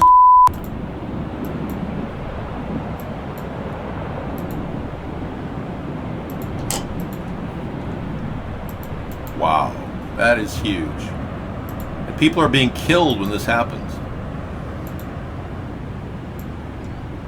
People are burning to death in the core of these things. That's unreal. Sarah knows personally some people that have had lost their sons to such horror at our local refinery, not dissimilar to this. Thank you, New York Post. Yeah, we've seen some pretty tragic situations. Most people with 85% burns will not survive. Like that guy who recently set himself on fire out there in the Washington White House promenade out there in front of the White House. Yeah, his big thing. Okay, massive explosion at the refinery, and we saw that. Okay, the DOH dismisses health risk linked to Carlyle Group. Oh, well, the Department of Justice works for the Carlyle Group. They own this country in that respect. I'm having a good night. I hope you are too. Add the one. Yeah. Philadelphia needs another Frank Rizzo. Yeah, tell me about it. Are you following the Frank Rizzo story? That's the character in The Punisher, I believe.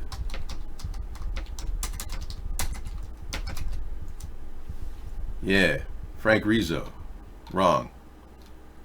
Frank Rizzo, Francis Lazaro Rizzo, was an American police officer and politician. Oh, I thought he was the Punisher. I must have his name mixed up with a guy I'm watching on television. Eye of the Tiger music. Okay, the immediate exposure can trigger asthma and other issues, he cautioned. If it were me, what I would do is leave the area for as much of a day as possible. Yeah, you may want to go out, take a trip to Maine or something. Go north, young man. You people in Philly, you need to start seeing New England. Or go west of the fire. That's smarter. Go to Chicago. They'd love to have you. I know Mayor, the loafers I call her, Mayor Lightfoot is welcoming all illegal aliens and you fleeing the fire in Philadelphia. The Philadelphia Department of Health, however, said that they measured the air and has no findings that would point to any immediate danger in the surrounding community at the time. The Philadelphia Energy Solutions refinery is the largest single source of particulate pollution in the Philadelphia area, even when there isn't an emergency. Okay. And they're owned by Sundico, and it's underwritten by the Carlyle Group, owns 10% of the facility, and Energy Transfer Partner has 8% take. Underline Carlyle Group. These are the people that are essentially the company the Jacob Rothschild owns. David, look up Mayor Wilson Goode of Philadelphia. During the MOVE siege, he had their headquarters bombed. True. I heard about that, yeah. I heard Mayor Wilson Goode ordered the bombing of the MOVE group. Yeah, Tom, that's common knowledge. What do you mean, look it up? Everybody knows that if you live through that time period. Oh yeah. You know, there's always a subtraction factor.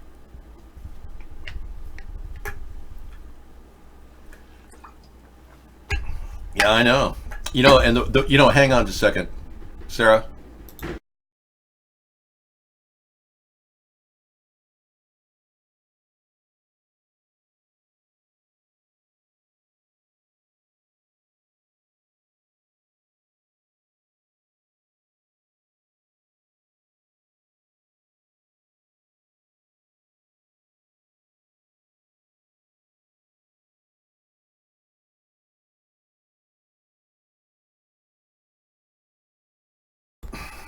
I was having I was trying to breathe my own air so I could actually smell my breath. Have you ever done that? It's like, oh God, you reek, dude. So, would you like to talk about anything in particular, the Carlyle Group and the control of the refinery? And we'll never get any answers to the Department of Justice because they stand behind, or the Department of Health, they stand behind the Carlyle Group. Now, I had a friend at one time. I still have him as a friend. I talked to him last night, and we had a good conversation, even though he's so far up Trump's ass, it's ridiculous. He might as well just, ask to wipe him or something. He supports everything Trump's doing, and it's like, wake up, man. Wake up. He's destabilizing our country. Everybody knows that. It's like obvious.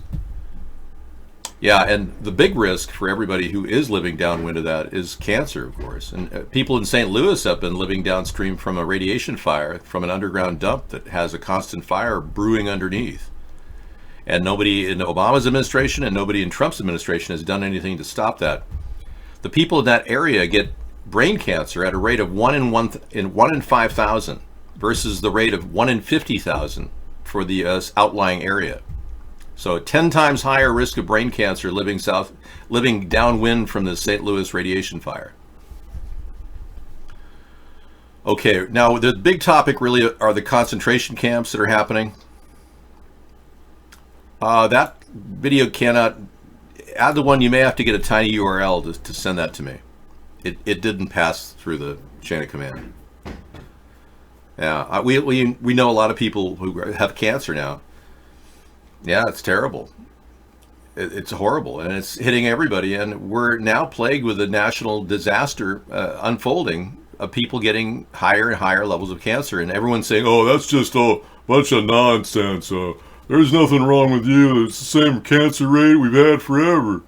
No. Childhood brain cancer is on the rise.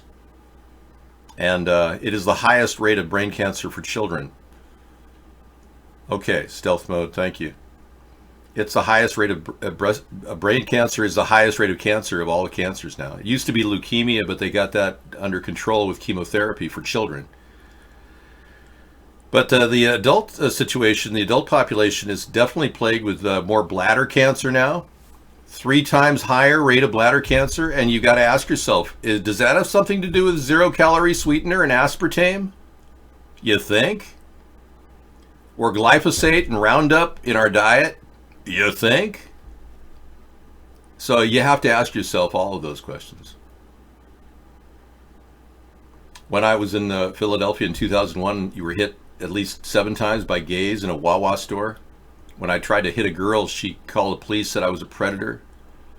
So you were actually, when you say hit, you mean like, hey baby, what's up? You want to hang out and drink a beer? And all the guys thought they wanted to hit on you. So Philadelphia is still the Tom Hanks Philadelphia story, about the AIDS victim attorney.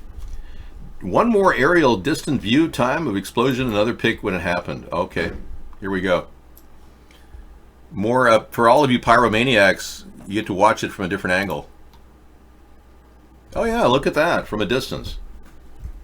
Are you finished, or do you need things? No, I'm still packing. You sit on my bed or leave it there. Yeah, I'm still in the final. Let me just check something. I'll bring it back. Yeah, sure. You can even close it up. I just have a little more room on top for you know what I want to take is my white terry cloth robe. Not the big one, the small one.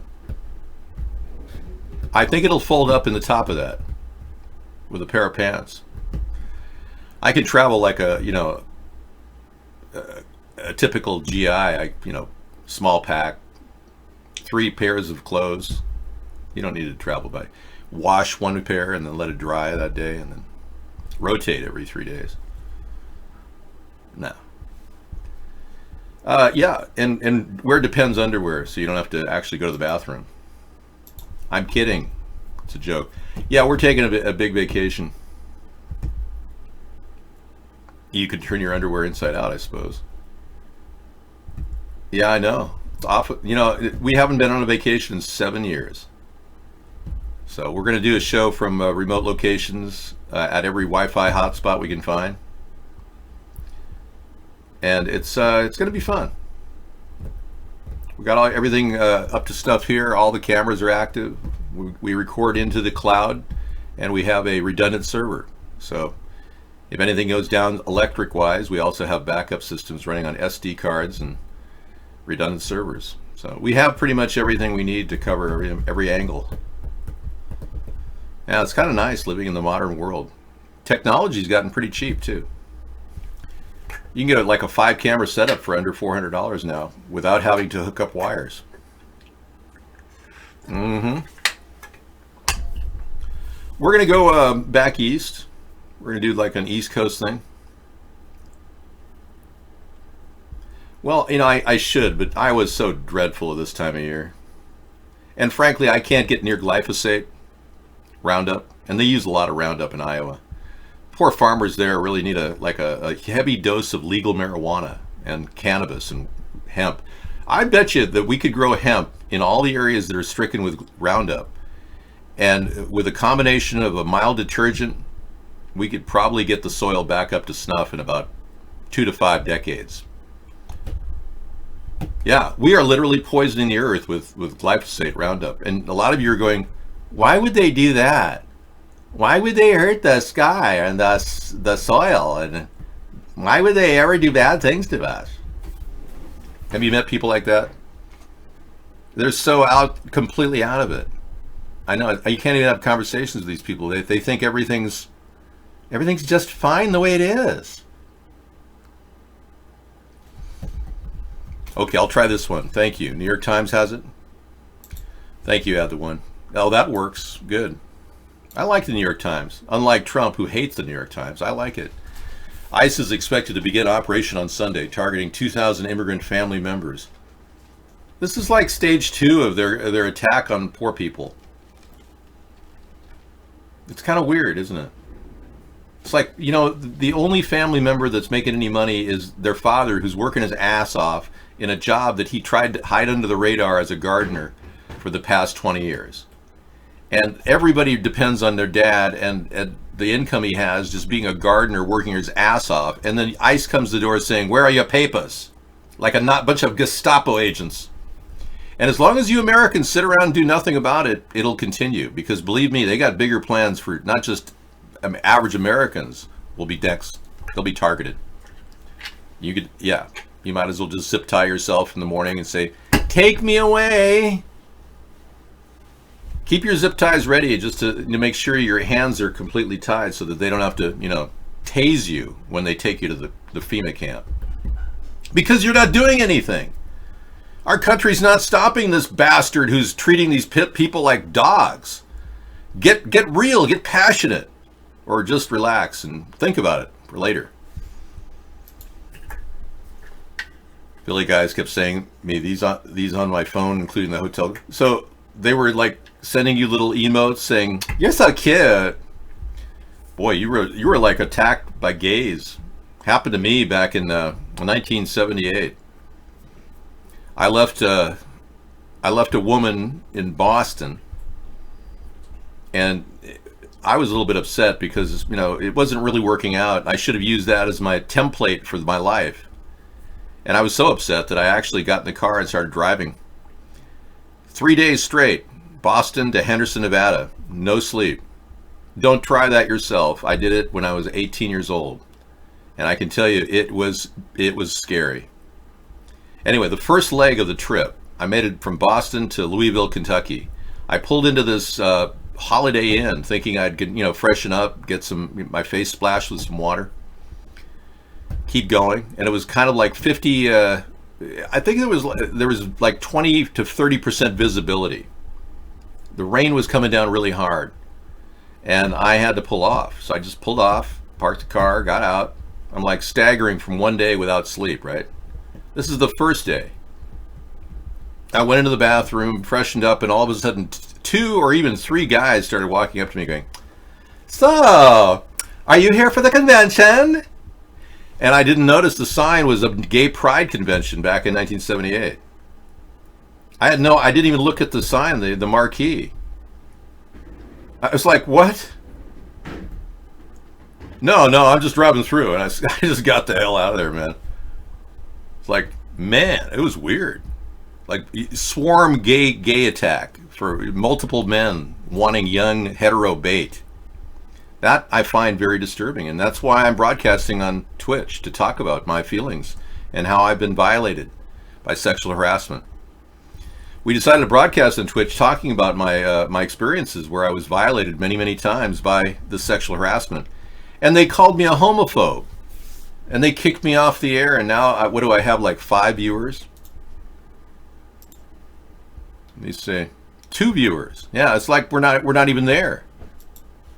I really think the Capital Gang got a hold of the show and is now just directing it nowhere. It was weird. They were right out of the 60s, still pumped up on a little, it was pre-ecstasy days. They were all coked up in the early 80s. Yeah. So, now you know what it feels like when a woman gets harassed. Yeah, I do, slow modes. Yeah, City Critter, War Games. I know all your names. I am reading your chat every day. I have profiled you. I am doing metrics on all the chatters here. No, I have a picture of me in 1980 if that'll get you where you need to, or 1978 if that'll take you where you want to go. Yeah, here I was, 18 years old, looking for a place in Hollywood, and somebody said, "Hey, yeah, you don't really, just get your name, get your face out there." And people were, scamming people back then. So I put my picture out there, and they just didn't like the way I looked. So years of facial reconstructive surgery, and here I am. This is me in my early stages. Just kidding. It's a joke. Yeah, I had to make a joke. Yeah. You are City Critter and War Games. Yeah, I know who you are. The good times, the bad times, the in-between times. We're always here. We welcome people's dissension and new usernames. I have such great photos from when I started the show. One guy thought this would be funny. He created the meme generator, Kemheim Trailspawn. He thinks I'm like a, yeah, a SpongeBob thing. No, you can pass on it. Too big. Yeah. SpongeBob. This hand crank, but It's very useful in emergencies, yeah. Only if it fits somewhere. If it doesn't, keep it out. Yeah. Well, John Holmes actually was staring at me one day. outside of a gas station at the Century Boulevard. That's one of those caption moments that I'm going to put on film. I'm going to relive my life through 2 or 3 second factoids or filmtoids. Yeah, when you got some porn star staring at you from like a porn shop and you're just pumping gas, you know something's really messed up about the world. David, Donald supporter news. Okay. So you're, especially because we've got that big light. Yeah. You're taking that, right? Well, that's of no value. That's a spotlight. I'd rather take that light that you have, the hand crank, than the big light. Frankly, that's a spotlight. That's 100,000 luminums. It requires a battery, a 12-volt battery, and that'll pretty much spot a deer about a mile away. So no. I'd say yes to the hand crank. Yeah, that's why we got it. Yeah. Well, I mean, if you have no energy, you need a hand crank light. Same profile, yeah. I don't know. Put them both outside and just decide whether you need either one. No, I was never in adult movies. That's just... People are saying all kinds of things that are completely untrue. I was just wearing my my usual beach wear, where loose khaki pants with a drawstring. Nothing, no big deal. It's like it's not that you got to understand the mindset of a lot of homosexuals, and now we're down to 2 viewers over at Twitch, so I can talk about it. The mindset of a lot of homosexuals is to constantly see everybody as their target, and women are particularly affected by heterosexual men in the same way.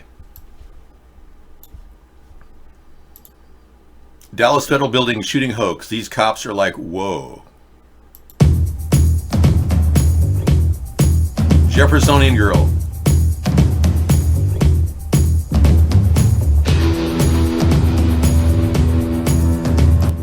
I assume she has the copyright control over that intro. I wouldn't want her to be stealing it from some other site and have a monetization issue. She's good though.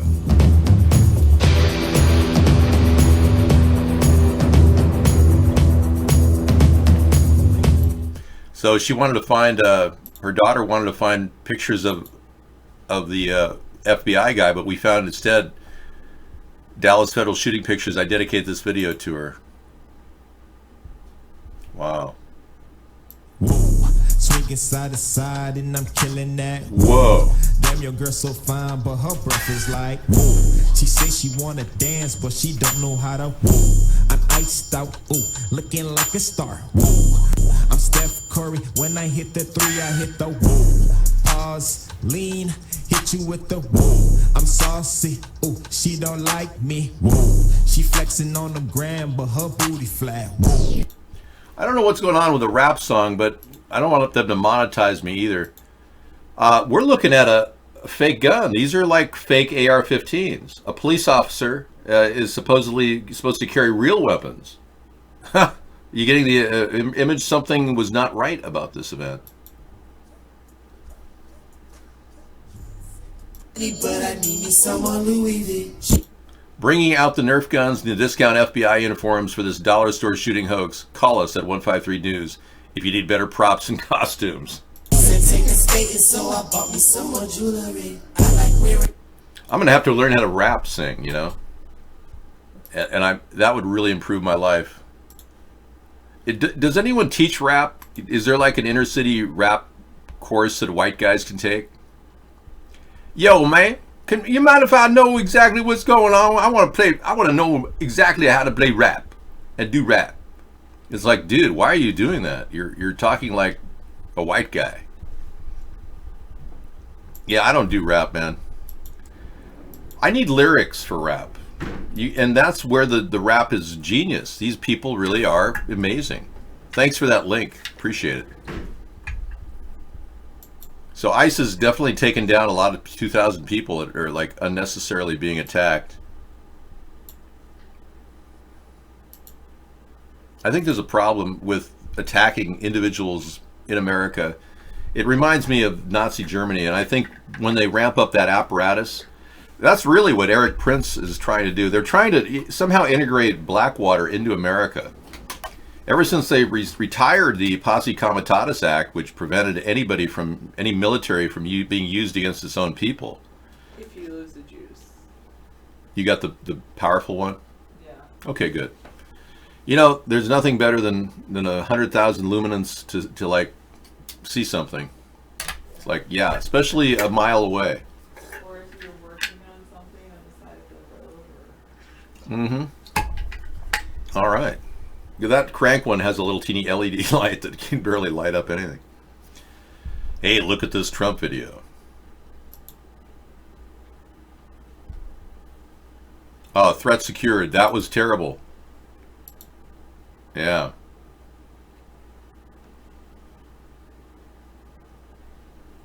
Grumpy Trumpy, that's a bannable offense. I just had a meter pop up to knock down a malicious attack on my computer. You think that's funny? You think that's funny, just coming in here and attacking our show? Okay, President Trump accused of raping journalist at a luxury Manhattan department store in the 1990s. Whoa, we just heard from a woman. No, it's just it's a little bit of a, body curl thing.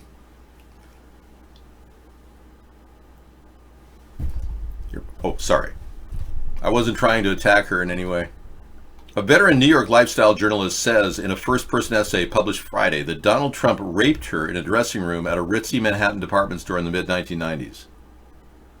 One of the most serious accusations of sexual assault ever lobbed against the president. Now, there was that 13-year-old girl, Justice for Katie. Yeah, that was an alleged rape, and then she dropped the charges because her life was threatened. Remember that? Yeah, that's still, in my opinion, alleged rape. E. Jean Carroll, best known for hosting a namesake talk show on NBC between 1994 and 1996, penning a popular advice column for Elle, had the disturbing essay published in New York Magazine. Carroll, now 75, said the alleged rape took place in the fall of 1995 or spring of 1996 while she was shopping at the Bergdorf Goodman in Midtown. Trump, who's been accused of sexual misconduct by at least 19 women, and has bragged on tape about his inclination to grab women by the beep pussy, vehemently denied Carroll's allegations in a rare first-person statement and claimed he has never met her. Okay, he's never met her. Now, it's very possible for people to have blackouts. Remember, we had a blackout with Brett Kavanaugh, and he completely blacked out. It's like he was in a black hole somewhere. Hi. Yeah, blackouts are when you don't even know you're raping somebody. It's possible he may have forgotten. Yeah. I know. Well, there are a lot of things that were going on in the 1990s. Remember Studio 54 and his days of, hanging out, looking at sex clubs and seeing and bragging in the news. And there's media about him talking about how he saw people having sex in clubs at Studio 54. He says, you wouldn't believe it. Famous people having sex right in front of everybody.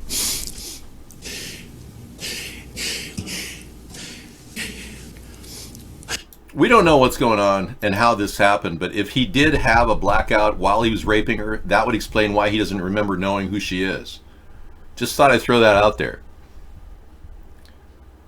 That's called inserting a kernel of possibility in the mind of the jury.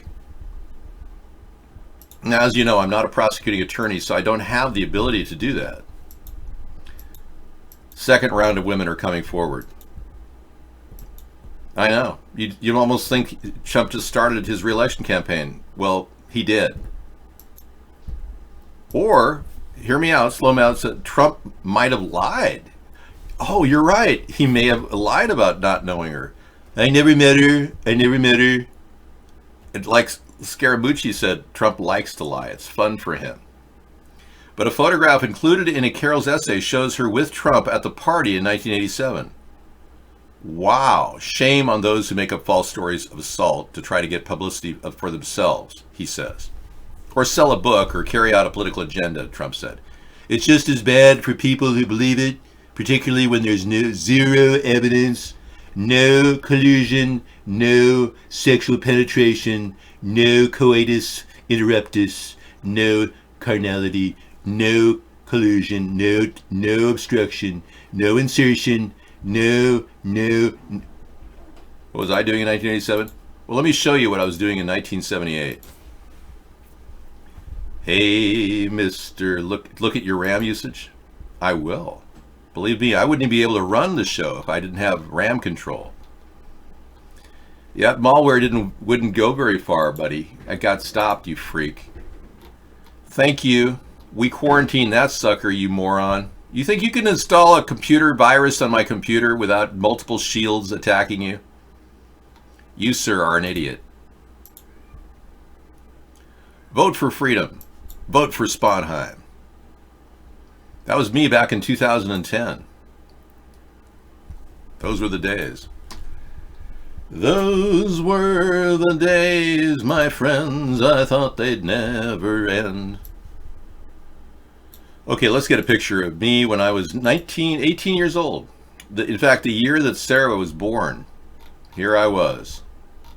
And you've seen this many times, but some of you have been tracking my show for years. It's not that I'm proud of the fact that I took this picture, but it is kind of weird.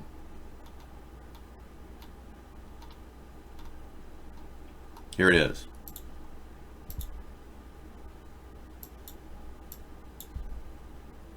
Okay, you are being groomed. Smartphone's addictive dopamine beast. Whoa. This woman, H. Saeed, has a really good video about, yes, as you can see, that's me.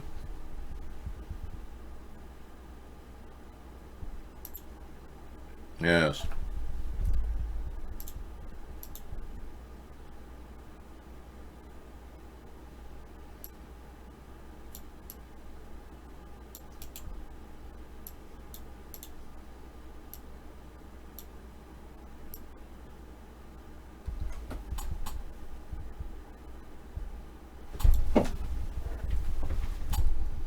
Gotta go back a little bit.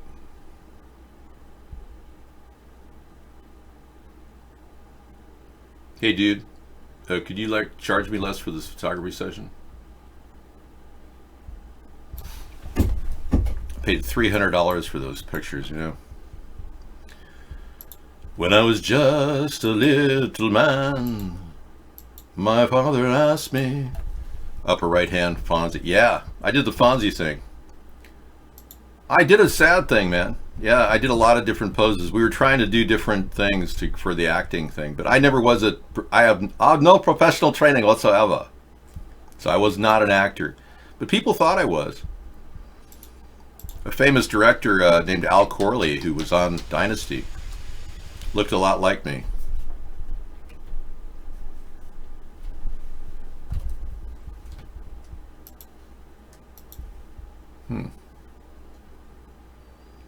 Yeah, Al Corley, he's gone on to become pretty successful in film.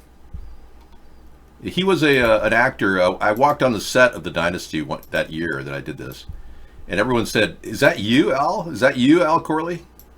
That was him. Very similar in face, you know. But now he's an older guy and has a different look entirely.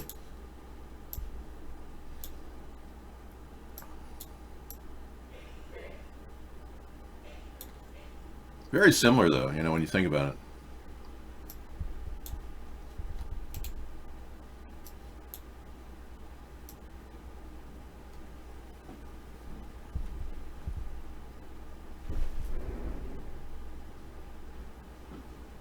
Very close to Al Corley still, to this day.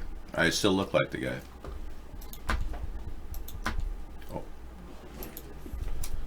Oh, geez, Bruce Gender, are you so tired of getting yourself banned in the show you have to keep coming back?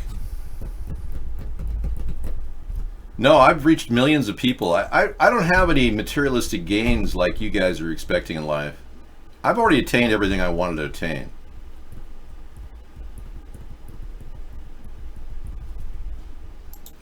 What I do is, almost impossible, way harder than what you people think it is. And when I do the show, I oftentimes have to, control a flow of real evil people. Okay, we got a couple other things in the show for tonight. Okay, I'm done looking at myself. Thank you.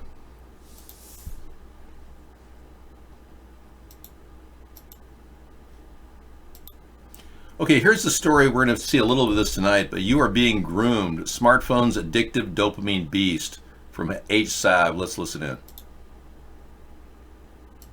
And I want to show you what is really happening now. I want to show you how they're going to sell it to you. I want to show you what experts have said. It's truly a nightmare world. And I know this is going to be a scary video. And I don't care if people accuse me of fear-mongering. You're going to see by the end of this that this is exactly what they are building. They're grooming us. That's something else I'll show you. Since I did my last video, which barely touched on the why, I've gotten a lot of great responses. And the negative ones are great too, because they let me really think it through. They let me see where the points of resistance are for people to this idea.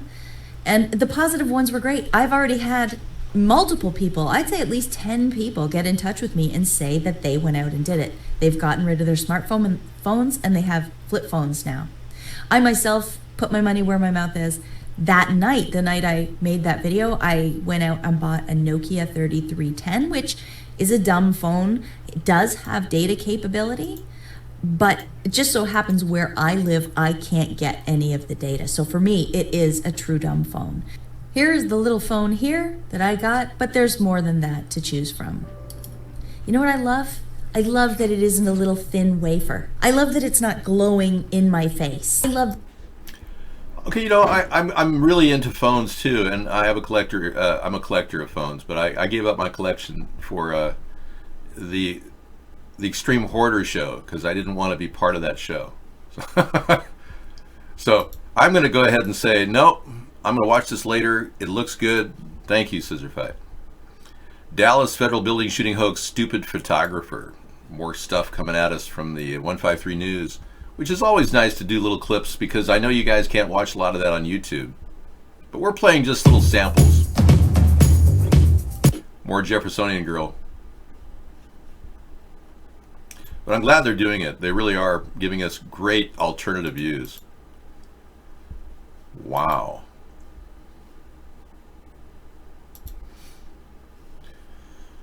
Good disclaimer too. I like the way she does that. Dallas Morning News photographer Tom Fox talks to writer Sharon Grisby about the shooting at the Earl Cabell Federal Building. I was there this morning early to catch a defendant arriving for her jury duty. What did you say? I was there this morning early to catch a defendant arriving for her jury duty. So he's an idiot. And what turned out was, I thought at the moment was backfire, turned into numerous shots being fired at the federal courthouse. And my first instinct was to just kind of like look, see where the gunshots are coming from. Well, this is a close, in-depth look at the reality of what we did see. And you know what I found strange about the Dallas shooting recently is there was what appears to be a guy standing on the roof of another building, almost like on cue, knowing exactly when it was going to happen. And the guy was videotaping it at the perfect time from high up. Who would ever have a camera pointing at that location? Hey, good night, Ad. Sleep well. Take care. Good night. Some of you on the East Coast are having to hit the hay. I appreciate the time you spent with us. Yeah, I heard Trump called off an attack with Iran with only 5 minutes to spare. He's showing his ability to be edgy. If you guys don't realize by now that Trump has obviously suffered from some sort of a bipolar disorder, the doctors said it was narcissistic in nature. They call it, yeah. It's really malignant narcissism, they call it, but it's really megalomaniacal malignant narcissism. So, and you gave this guy power of the most important nation in the world.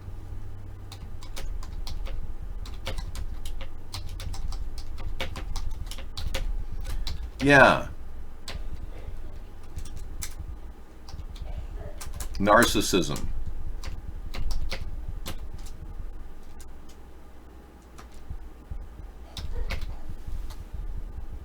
Narcissism. Megalomaniacal. Narcissism.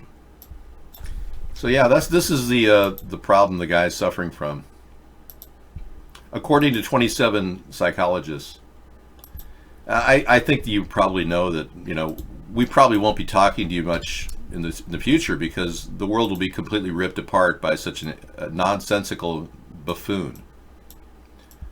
Right, so we'll still be broadcasting, but many of you may not have signals, so be prepared for what's coming. Megalomaniacal malignant narcissism. That would be the category. Yeah, check it out. JBS paradigm, Trump movement exposed. InfoWars, the new VOA, Trump martial law executive orders. A lot of people are concerned about this. This immigration thing could ramp up into a takedown of the U.S. citizens, like ISIS going door to door. Yeah. You're not going to believe this, but the theories are spitting out a possible takeover of our entire country. You know, the Alex Joneses of the world are definitely here to freak you out, but not provide any answers. We have an answer. We want a third party built. Unlike Alex Jones, he doesn't commit to that. Okay, so I want to start this video off by first off mentioning how important this is, and the information that will follow. I have been sitting on this information specifically, but much more information that I will hopefully continue to put out since at least December of last year, and even before that. But specifically this video, December of last year. There's a couple reasons I haven't put any of this information out yet, specifically on my channel. Now, I have been putting this information out through comments, okay? Comment section warfare, live chat, Discord chat rooms, etc. Okay, so I have been active in spreading this information because it's actually very important information. Okay, so he's going to talk about the martial law executive orders that Trump wants to implement. Now, as you people are wondering, gee, should we impeach him or not, like Nancy Pelosi, when there's more than enough evidence that he's probably colluding with Russia and many other people. We're now concerned about a possibility of a complete takedown of our country from a president who doesn't know what he's doing, working for other people who are telling him what to do. America First allies say Trump saved presidency from John Bolton by scrapping Iran strike. Okay.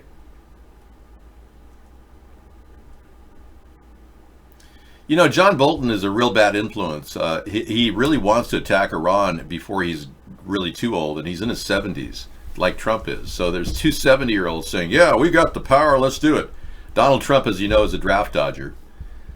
He claimed he had bone spurs, but the doctor that gave him an excuse worked for his dad and had free rent. Pretty nice to have a free rent in your medical suite your entire life. Yeah, so he wrote him all the excuses he needs. And Donald Trump never had any work on his bone spurs. By the way, bone spurs don't go away naturally. They need surgery. So and Donald Trump cannot prove he had surgery on those bone spurs. So yeah, he faked his anti-draft legislation documents. He is a draft dodger. So he's pushing us closer to war with Iran, being a draft dodger, and John Bolton never served, I don't think. Let me take a look.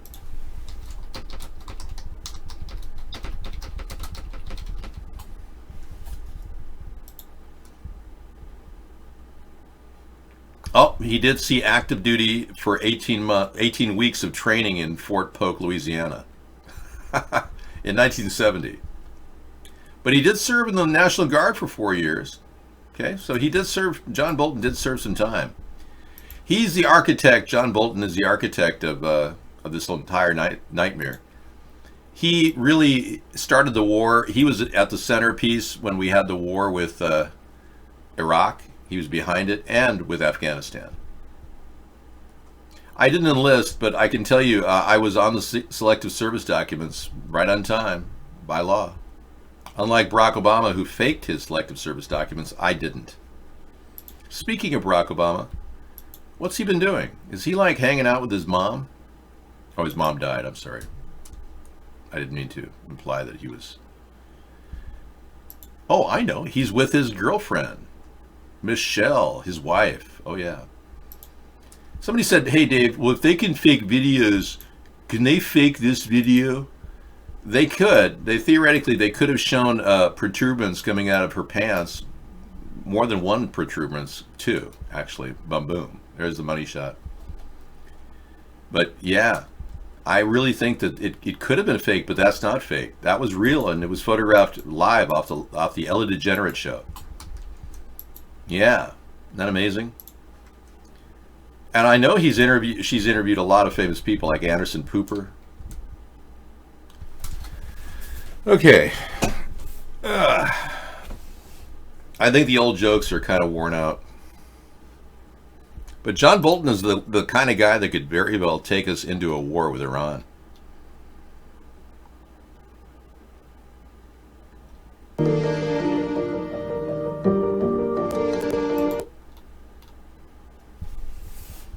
Cliff Sims, the former White House communications aide who documented West Wing intrigues in his book Team of Vipers, said Trump notably stuck to his campaign trail aversion to Mideast wars.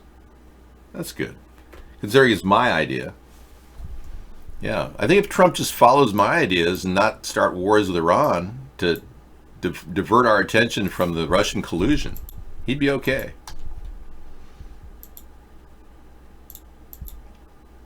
You can ban anything that relates to you, Meta. You can ban people. I modded you. Yeah. I made Meta Nemesis a mod. What?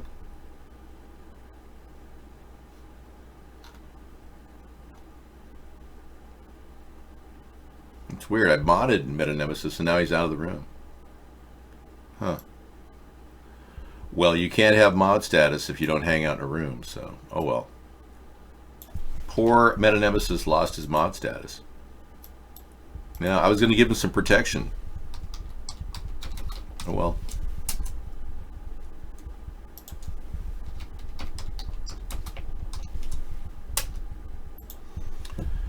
Okay, whatever.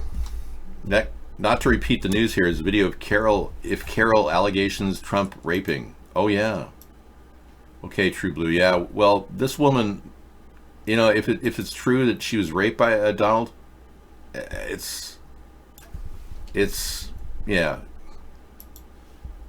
You're back on Vaughn. Hey, Hog Slammer. Oh, and now Donald Trump is protecting George Soros, his good friend. I told you Republicans that Donald Trump is friends with George Soros. Thank you. Which was written by Bill Ayers. Okay, we'll take a look.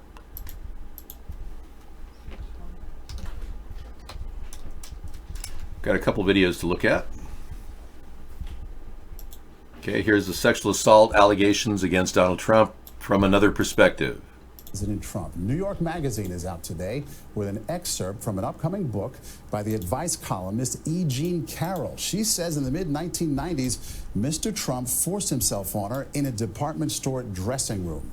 Carroll joining more than a dozen other women who've accused the president of sexual misconduct. Ben Tracy is at the White House. The secret to the advice column is I don't know anything. E. Jean Carroll has been an advice columnist for Elle magazine for decades. In the mid-1990s, she also hosted a TV advice show on a short-lived cable network. But it was long enough that she says Donald Trump recognized her at New York's Bergdorf Goodman department store. In the excerpt from her new book, Carroll says she ran into Trump in the fall of 1995 or 1996. She claims he said, "Come advise me. I gotta buy a present for a girl." Carroll says they eventually ended up in the lingerie department where Mr. Trump coerced her into the dressing room. Carroll claims the moment the dressing room door is closed, he lunges at me, pushes me against the wall. She then goes on to describe an apparent rape. Carol says she was able to push Mr. Trump off of her and run away, and that the entire episode lasted no more than 3 minutes. In a statement today, President Trump said, "I've never met this person in my life. She is trying to sell a new book that should indicate her motivation. It should be sold in the fiction section. Shame on those who make up false stories of assault to try to get publicity for themselves." At least 14 women have now accused President Trump of sexual misconduct, ranging from allegations of groping to sexual assault. Now, E. Jean Carroll never reported her alleged sexual assault to police, but she did tell 2 friends about it at the time, and those friends have confirmed that to New York Magazine. Now, Carroll has also accused former CBS CEO Les Moonves of sexual misconduct. He has denied those allegations. Moonves was forced out of CBS last summer after reports of sexual misconduct. Maurice? Ben Tracy at the White House. Thank you. Okay, Ben, thank you, and thank you for all of you for thanking me. And Donald Trump is protecting George Soros, just like I said. Terrible. Mainstream media. So it's very, very sad. Okay. Which was written by Bill Ayers. Terrible. Mainstream media. So it's very, very sad. Okay. Oh, forget Soros. The media loves Obama. Forget Soros. Leave him alone. Hear that? He's got enough problems. Soros has enough problems. He's protecting the New World Order puppet Soros. She goes, what about Soros? Let's talk about somebody else. Okay, ready? Okay. I want to finish by stating the following. All right. He protects his good buddy Soros. You know, people don't realize, but George Soros loaned him $160 million to build one of his buildings. Yeah. So. Now, as you know, last night we had a encounter with Misanthropy. Believe it or not, we were talking about all the money that Mark is making on attacking us and how people over at Twitch have been getting some money keeping us down. Yeah. And one guy said, yeah, he was getting paid $5,000, and then Misanthropy piped up and said, oh, how come Mark hasn't offered me any money? Can you believe that? Oh yeah, I'm still upset at Trump too, yeah. But can you believe Misanthropy actually wanted money to attack our show? So there may be some, cooling off period for him. And I just really never expected anybody to say, oh, wow, I could get money on attacking you. And then being, here every night, I've never wanted him to diss our show like that. But willing to take money to attack me? I was really quite shocked. And I thought to myself, you got to be kidding. No, dude. Yeah, I would be glad to reboot. Yeah, that's the one. I might take mine too. Yeah. The video was not clicked on, man. It was the actual website was quarantined. Somebody sent me malware. Oh, really? Okay. I agree. I see your point. Yeah. Okay. I totally get it. So yeah, it wouldn't matter anyway. Yeah, I have a foolproof system here which could easily intercept your attacks. Keith Raniere, yeah. Oh, really? Okay. Thanks, Luke, for telling me. Well, the thing is, Scissor Fight, Misanthropy is a person who is what I consider a cynical apathetic. And that's my word for it, cynical apathetic. And that's no other way I can describe it. It's just he doesn't bring a belief that we can do this. He brings a belief that everyone's stupid and you can't even make them aware. We're somehow in a world where everyone's stupid and there's no way we're ever going to convince them of anything. That's his belief. And he's entitled to his belief, but it doesn't fit the mode of a political movement that's starting up. Now, granted, I've been doing this for 10 years, but that's just a small chunk of time compared to how long third parties have been trying to do this. Since the 1870s.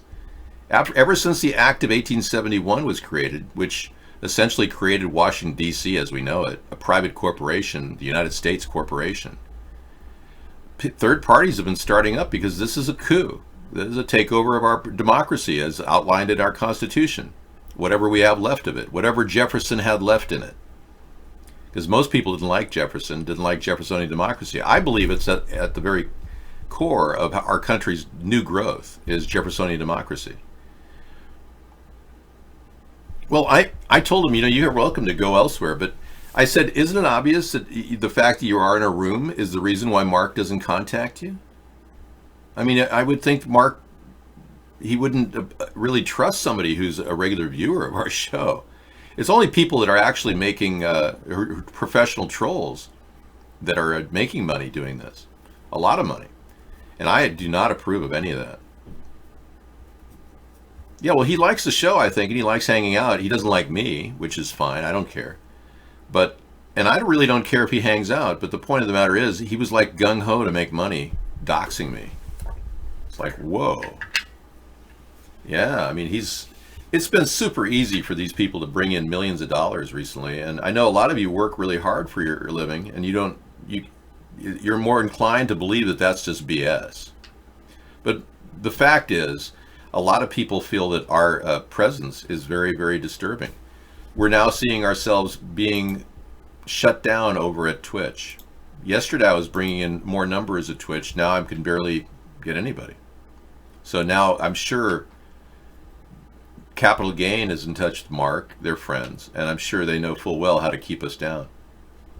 But look at I've had 9,000 views in less than a year at Twitch when they banned me 5 years ago. 9,452 views in just about 6 months. And that was pretty good. And then they IP banned me, and now I've got, what, 2 or 3 people over there? And the more people I have over there, yeah, Twitch is acting up now. You notice that? Yeah, that's their game. Now you've got problems accessing the Twitch show.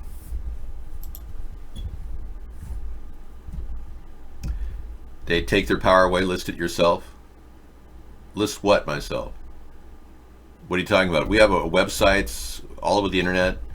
We have shows rolling out in different venues, networks. What do you mean, take their power away, list it yourself? What are you talking about?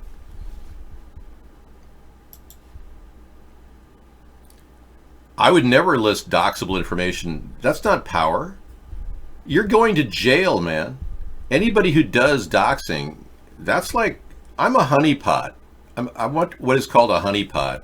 And I'm not an official honeypot for any government agency, but this is a real, we can bring them in. I mean, for 18 months, Mark is required to keep the records of these things. And if I do make it to the presidency in 2021, we'll be going after every one of you who doxes us. I could care less if that information is out there. The reality is you're putting it out there. And it's wrong. You can't do that. It's illegal.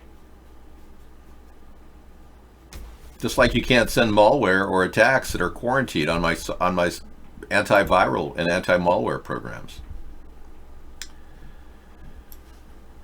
Believe me, if I had a problem, I'd handle it rather quickly.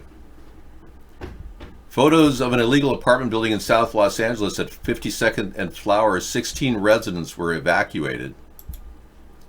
And this morning, up to 40 people were living here, most paying rent, but the building is zoned as a commercial property, not residential, had no electricity or running water. So all these people were stack and pack housed into this commercial building. Look at that. Some guy took a commercial lease and had about 40 people living in there with no water and no services whatsoever. It was just an empty building, no electricity, no running water, but people were staying inside, and the guy was charging rent. Isn't it amazing? Jeez, that's crazy. Yeah, anyway, it is kind of amazing how many people are concerned about the growth of this third party. And the people with money are especially concerned.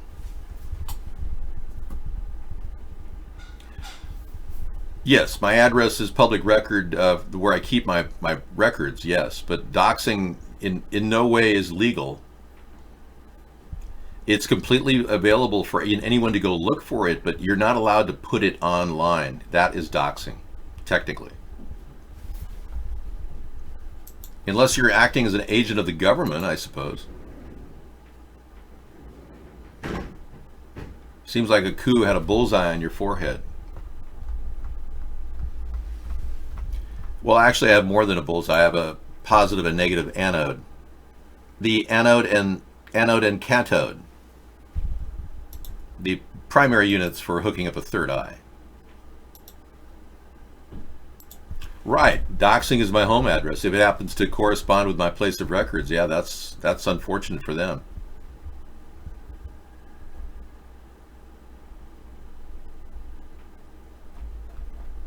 We take donations through PayPal. Very few people try to reach us through P.O. Box, ever since we were pretty much attacked with a pipe bomb threat. The USPS was informed, and we made everybody aware of the dangers of the pipe bomb threat. We had the Navy bomb squad out in 2010, 10 years ago, 9 years ago. Yes, the diode connection, the positive and the negative lead, will be the primary power unit for my third eye. It is a strange swatted affair because technically there has been no recorded record of the swatting attack. So since there is no record and no police report, it's an open case, meaning there is no statute of limitations on me suing them. Meaning I can sue them from now until eternity as long as they don't publish this. So it's just a matter of time before I find a credible attorney who can do this.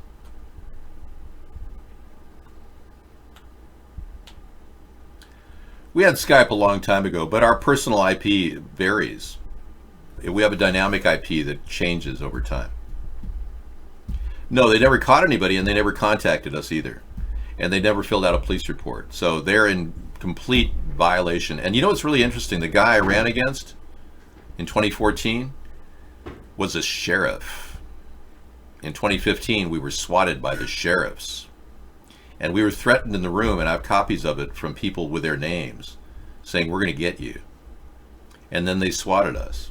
Then they didn't publish the report of the SWAT. And then guess what? That representative went on to win that next term, and he tried desperately to get all police records expunged from public view. Yeah, that was his big thing in the House. He didn't get it cleared past the Democrats. He was a Republican, but he didn't get it past the Democrats. He literally wanted all police records expunged. So that's suspicious too. Not only did they not fill out a police report from the event, which is nearly 4 years ago, but they didn't actually want anyone to look at any public records. They're doing that in Connecticut too. They're telling people they can't access any documents regarding the deaths of the children that died in Sandy Hook. And you're not allowed to actually access anybody. In fact, they passed that law before Sandy Hook, right before. They said you're not allowed to access the documents of any child in that state. And also, the FBI reported that there were no deaths that year in Newtown, Connecticut, which is a strange statistical anomaly. It would make a good investigator look into that.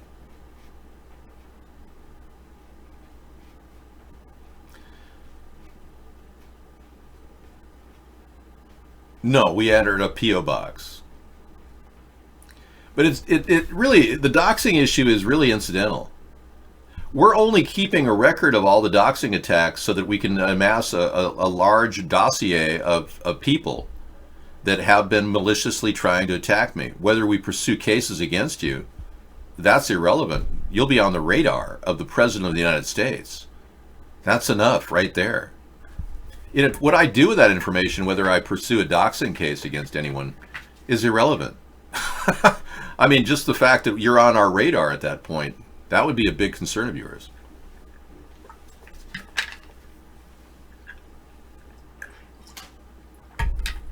We didn't have the luxury of having a campaign address. Remember, we're starting a third party. And when we started this is raw. This is absolutely raw. Sarah ran for office in 2008. I ran for office in 2014. We're doing everything we can to help this country, and We literally are proud Americans and believe that we have to put our name out there to be seen, but we don't want to be doxxed. Nobody wants to be doxxed, and nobody should be doxxed because there's laws against doxing. It's a 5-year prison sentence for every doxing you do. So say you doxed us 20 times, that's 100 years in prison. They can go for maximum penalty. They just got a 4-year penalty against a conservative guy that doxed some other Democrats. He's spending 4 years in jail. You heard about that, right?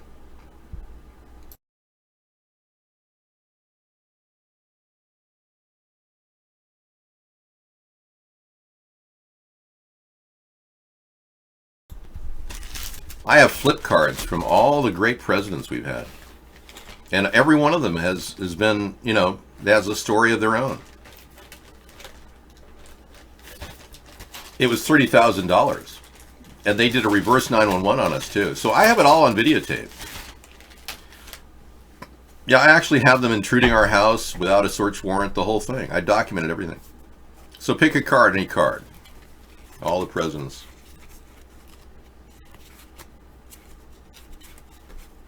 Here's one. William Howard Taft.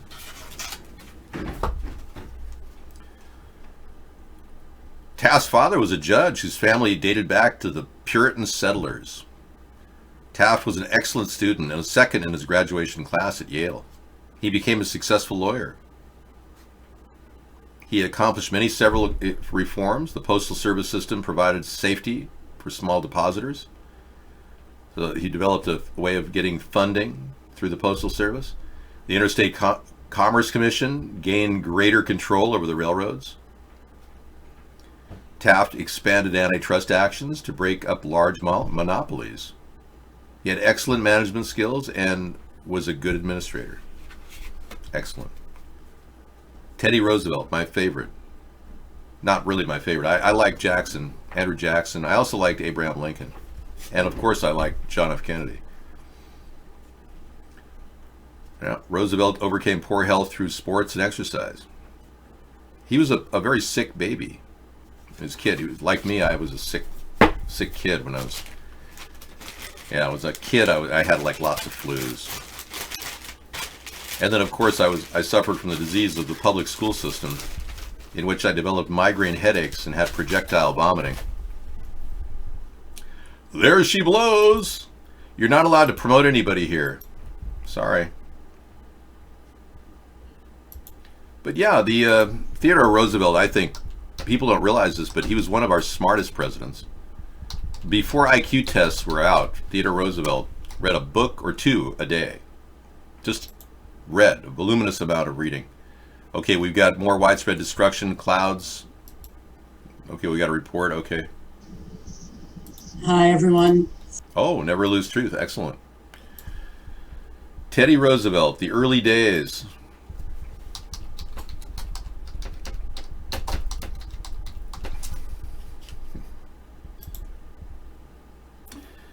Yeah, he was a unique looking guy. I mean, I kind of look like him. You know, there's a similarity in our face. I showed you this before. But here he was. Isn't that interesting?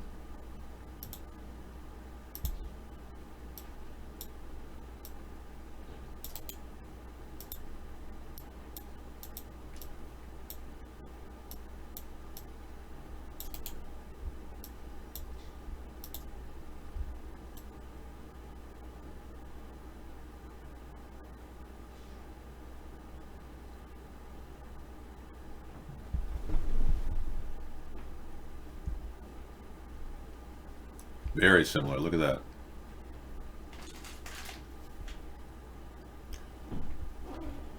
Let me get my head back a little bit. Yeah, it was like almost right on. Right on, man. Great president. Should have had multiple terms, but you know, gave up and then wanted to restart the Bull Moose Party and it didn't work out. Yeah. Oh my gosh. Hey, Deadhead. What's going on, man? Yeah.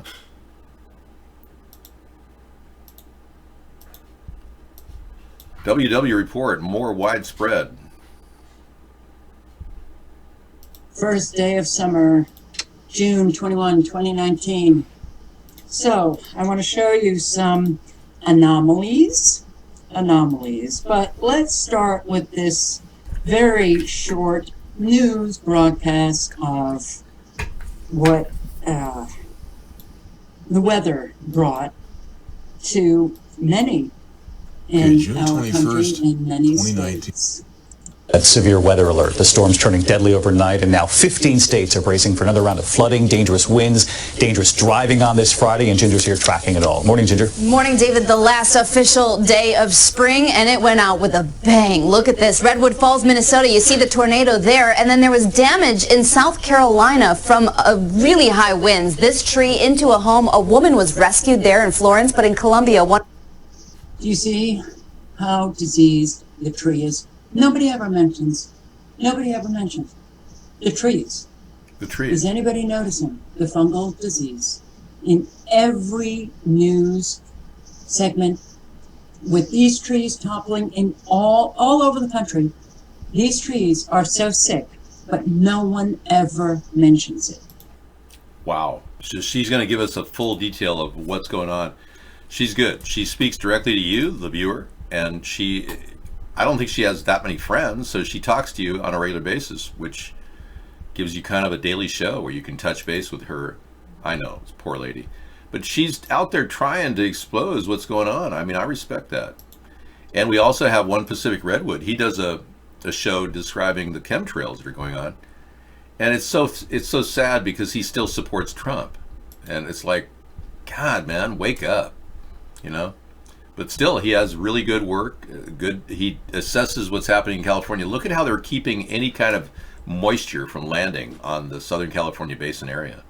They're creating an artificial drought, and he shows you in every single show. Looking at the Northeast Pacific Water Vapor Loop.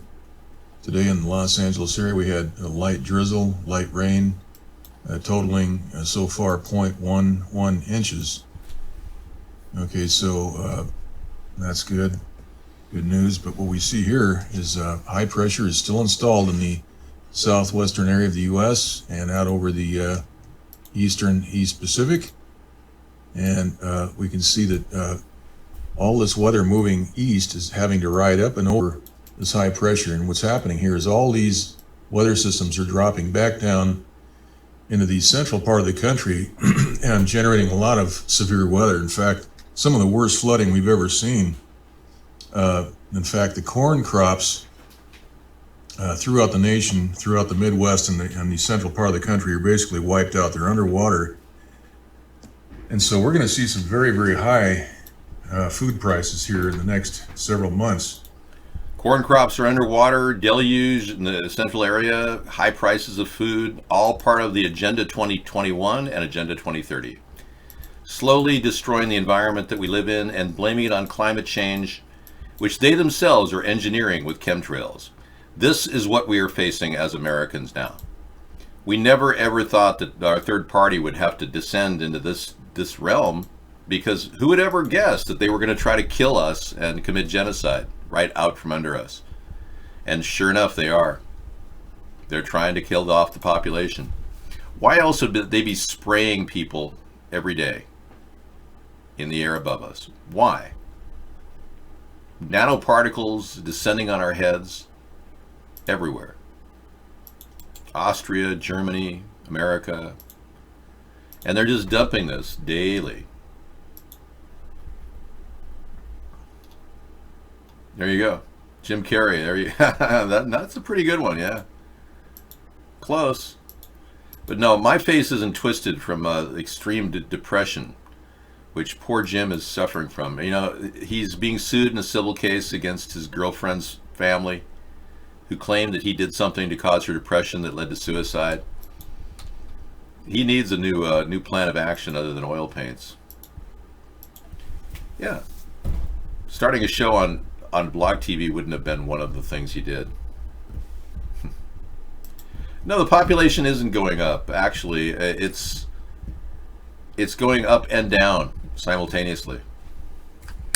Wherever you are, I mean, whether you're facing a drought in the Sudan or in Darfur, and people are dying left and right, or people are having lots of children because they feel that they're the only way one child can survive is. So if you're in denial that they're trying to kill off the population, then yeah, maybe you ought to experience a local cancer ward and find out how those people are doing with their tumors growing in their bodies. No, the birth rate does not exceed the death rate. Not in America, no. We have a 2% decline in birth rates at this point. Death rate is outpacing the birth rate. They're switching it over. They're going to start the new genocide, the final solution. Yeah, Hitler had talked about it, because the same people that financed Hitler financed Donald Trump, their families. Hitler wasn't some guy that just started a National Socialist Party and all of a sudden became the leader of Germany. Far from it. He was paid for it, just like Donald is paid for. He was a paid puppet for the very same people that funded Trump. The Rothschilds. You know, back in the 80s, the Rothschilds had a question. The Federal Reserve offered Donald a lot of money, bailed him out numerous times. His bankruptcies were destroying his companies, and they made a deal with him. They gave him very low interest, but no interest loans, and he cashed in. Now, not a lot of this is public knowledge, because he's hiding all of this for his tax returns. And he declared $1 billion loss in 2007, which carried him through the next few years. He didn't pay any taxes. So Donald Trump is a guy who's been getting benefits from the big guys, the big money people, because they know they need a stool pigeon to run the government, somebody who will do whatever they tell him.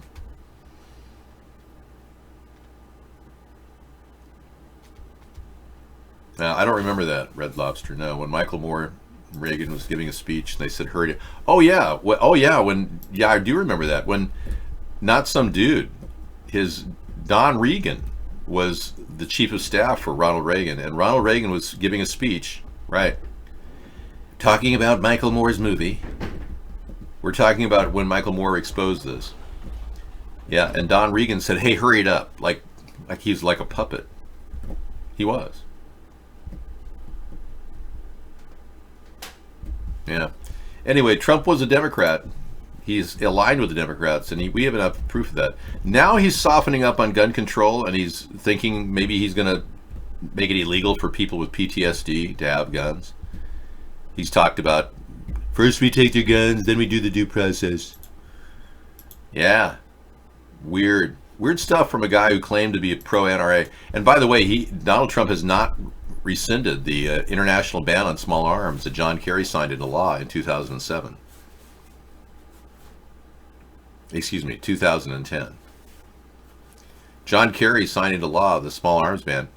Donald Trump told the NRA at a meeting about 2 months ago that he was going to rescind it. He hasn't. It's still the law. They still have the international small arms ban. So he said he was going to do it, but he didn't. So if our country had a national emergency, martial law was declared in 3 states, the whole country would then be, they could easily impose a small arms ban on everybody. That could happen. Thank you. Take your break. Sorry, I didn't eat dinner. You can have your dinner. Oh no. Why don't you have dinner? Oh yeah, I'll take a break. I'll take a break, have dinner, and then you can have dinner. Right on. Thank you.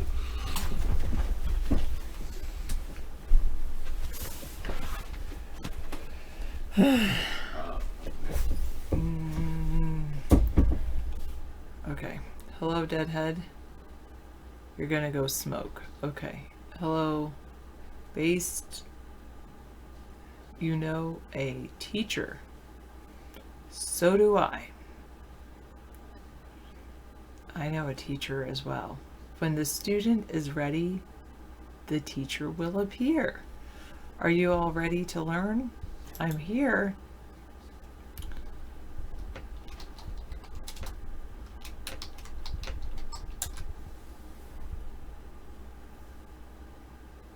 The NRA has changed according to Zellfire. How so? Do you like it or dislike it? Zellfire, do you like the changes or dislike the changes?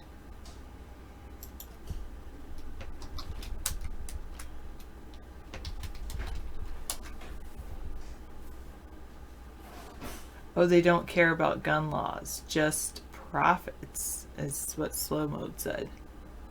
Massive thunderstorm cells over the Midwest. Scary. Oh, let me close out of here.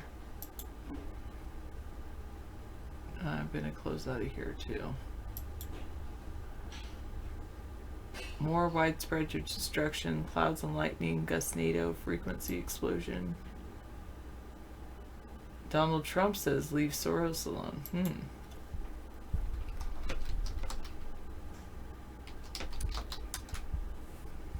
Yeah, the main thing it's about. Strange orbs stir speculation in Kansas City, and imaginations run wild.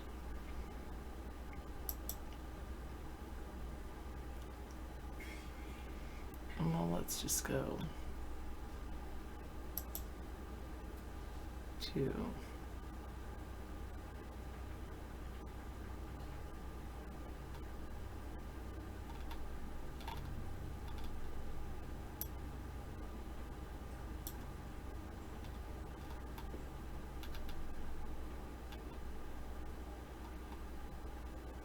yeah, that's true. He did say that.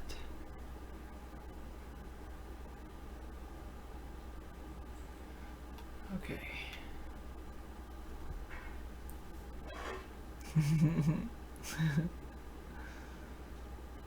Yep. Oh, teacher will appear. I'm here. Exactly. Thunder is booming down where you are. Where are you, Zellfire?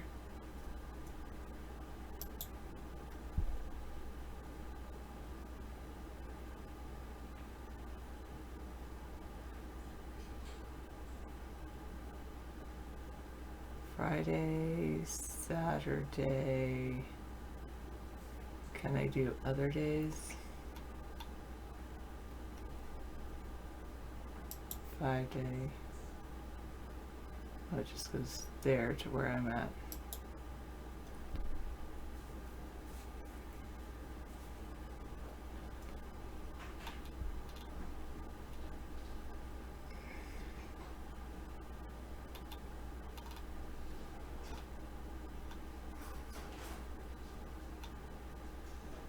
Ten places you want to see in June.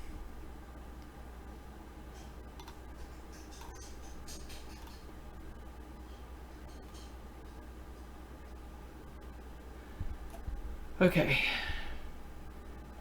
Oh, Kentucky down south. It's really, I'm sorry. Lots of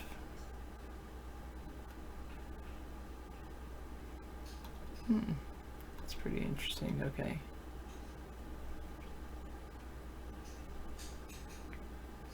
You notice a lot of flash rains. Wow.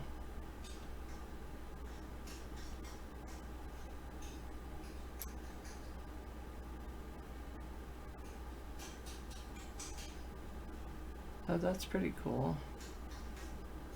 Friday, Saturday, Sunday, Sunday night, Monday, Monday night, Tuesday. I like that. Can I go like that? Can I move this?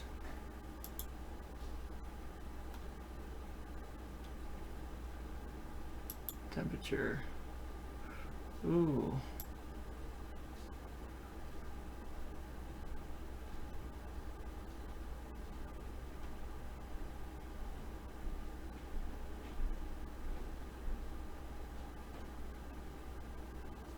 That's not bad.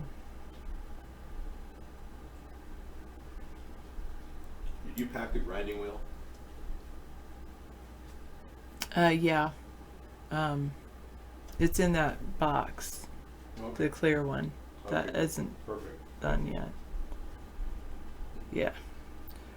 Okay. Rain hard earlier. Now it's gone. I was looking at, I should show you what I was looking at. I was looking at weather.com. Let me see if David has it at the top. Yes. open. So I was looking at their cool, I wonder if I can just go little by little. Friday night, Saturday,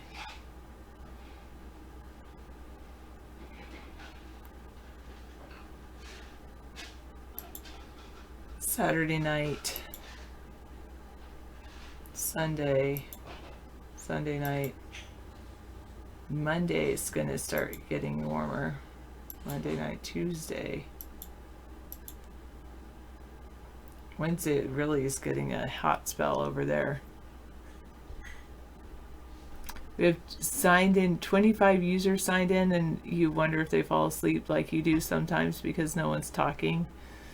My voice can put you to sleep. It's okay. And don't fight the sleep. You probably need to go to sleep.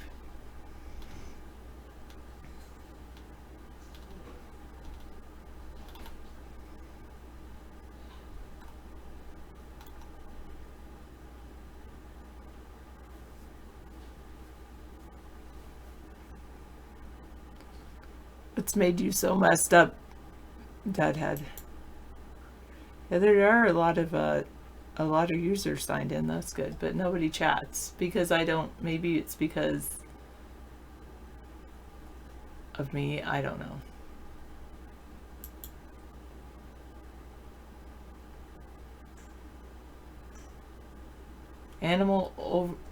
Only overpass is already helping the wildlife. Oh, that's cool.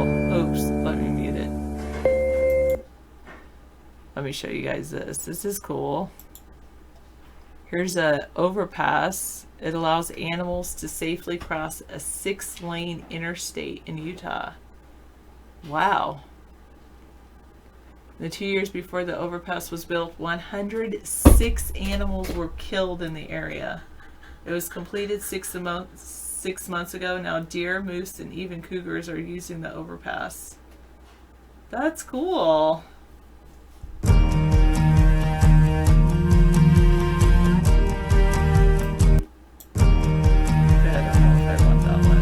This is creating art from... Started drawing. This is creating art from grime, dust, and dirt along California highways. Wow. An artist anywhere.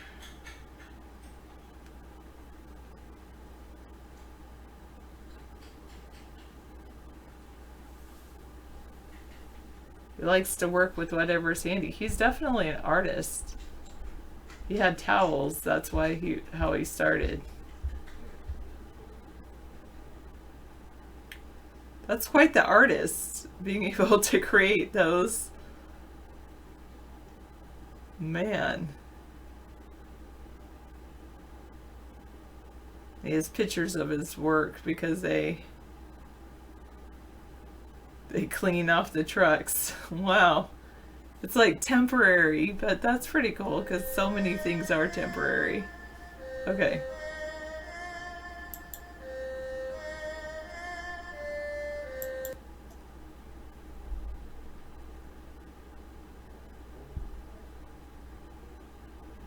All right. Thunder, hear the thunder. Lightning and the thunder, thunder. Is that Imagine Dragons song? Is that what you're thinking of with all the thunderstorms you're in now? I'm sorry. Down in the south. And that was pretty cool. It was murals in the... that guy drew murals out of the dirt on the back of trucks. That's pretty cool.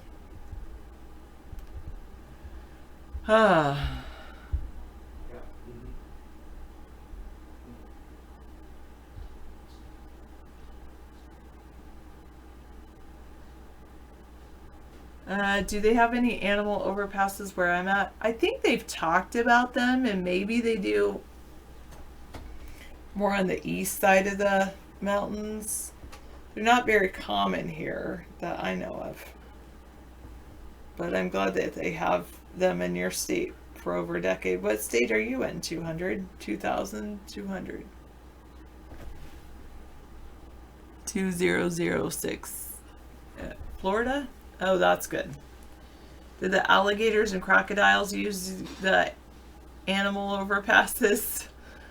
I don't know. Florida, I haven't been there because of that.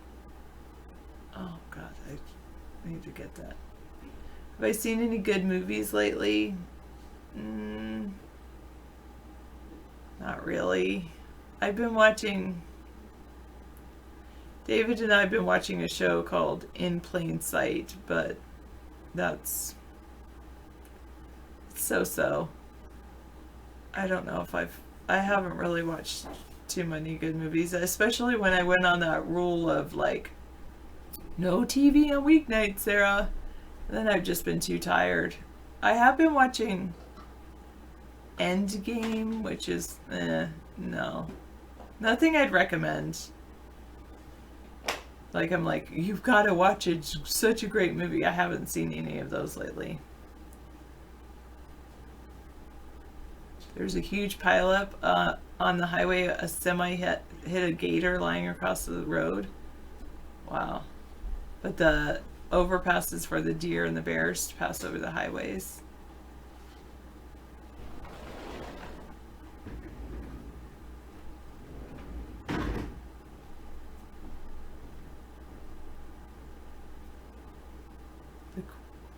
A Queen's mom, latest fatality reported at Dominican Republic resort. Amazon movies have been pretty good. I want to get into that Hannah show, but I don't know if I will. I don't know how much shows I'll watch this summer.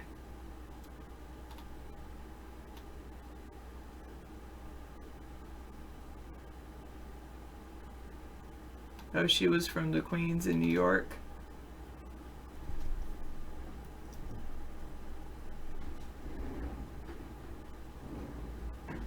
Another one down.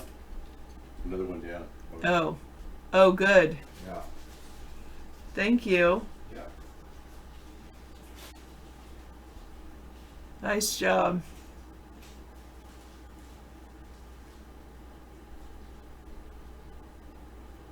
There's fatal illnesses at various resorts.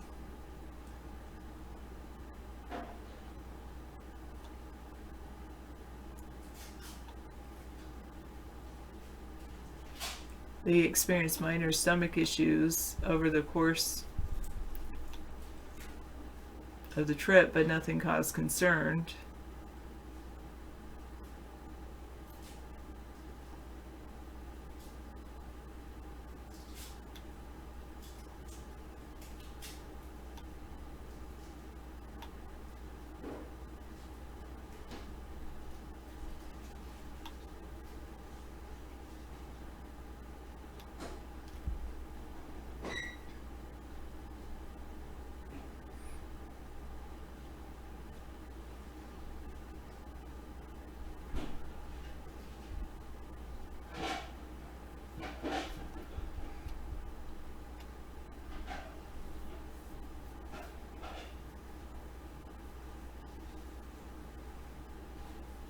Wow.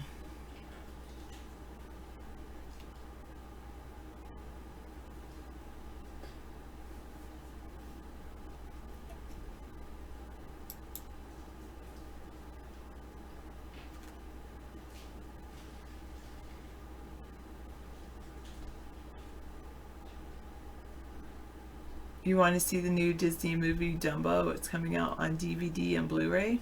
That's pretty cool. Actually, the show that I've watched lately that I really liked was the documentary, the Mr. Rogers documentary. That I know a lot of people saw it like a year ago, but I finally saw it. It was Won't You Be My Neighbor, Mr. Rogers documentary. I like that.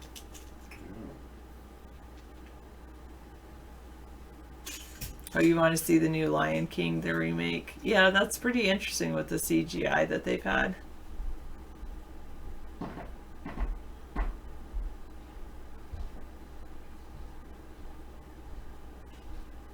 An assault? I'll just know I won't go to the Dominican Republic.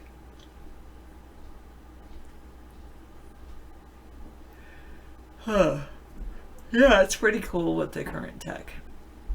Hello, Lou. Me not to go to the Dominican Republic? Is that what you're asking?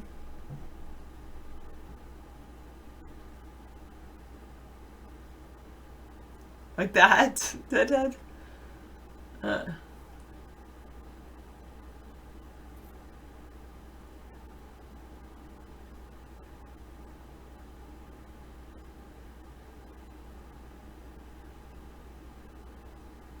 Yes, because of everything True Blue is saying.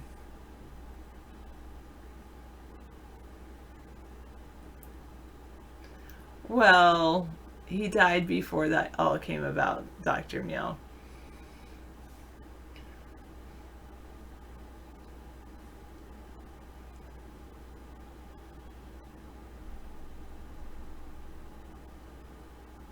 I think he was loved by the liberals and a lot of other people.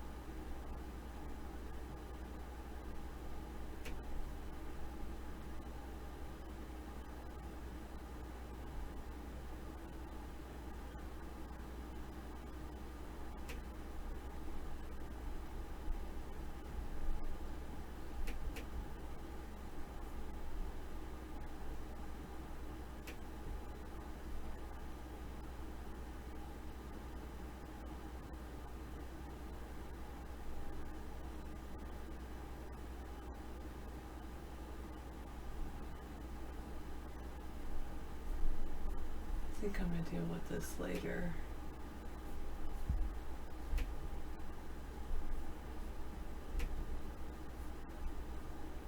Deal with this later.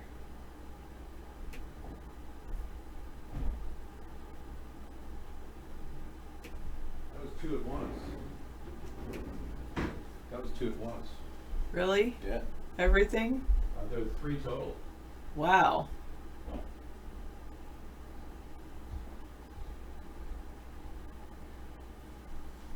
He was cool for his time. True. Mr. Rogers was very cool for his time.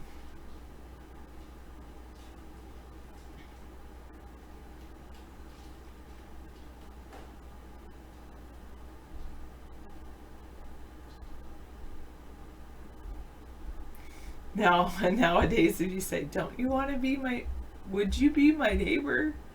Won't you be my neighbor? What do you want? What you talking about? Why would I be your neighbor?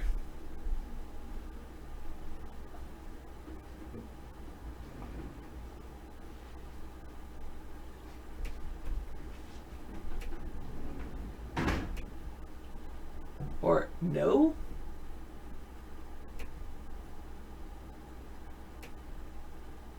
I don't want to be your neighbor. You stopped asking, you started just hanging. Yeah, he was about patience. There was one scene where it talked about how he would be like, let's show you what a... Have you ever wondered how long a minute is? And he like pulled out his clock. Let's see, I'm going to set this little thing for 1 minute. And he just like look at the clock in silence for 1 minute.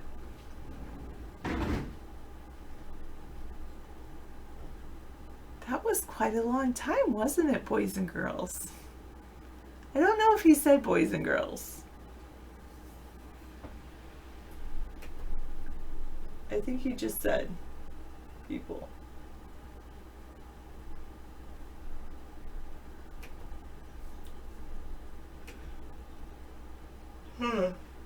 Okay.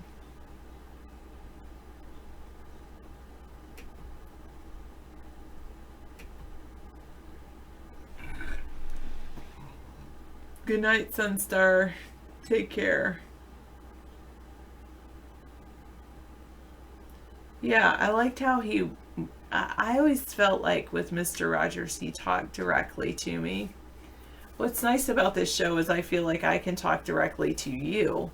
But what's even nicer than the show than during Mr. Rogers' time is that you talk to me as well through your chats.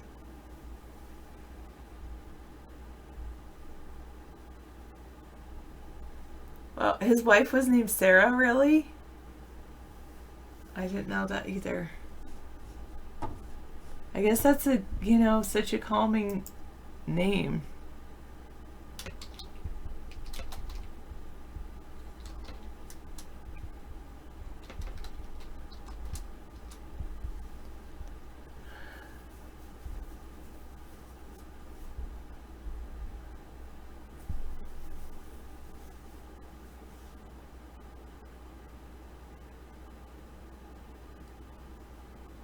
Yeah, he was non-aggressive. No, it was Joanne, not Sarah. Joanne Rogers. And they had 2 sons, James and John. He died of stomach cancer in 2003.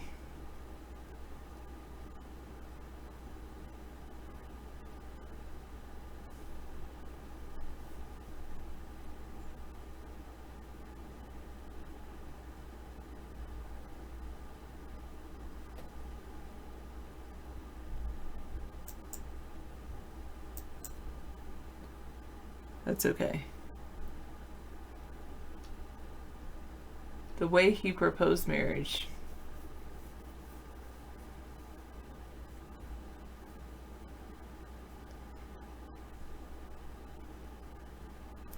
He asked her in writing.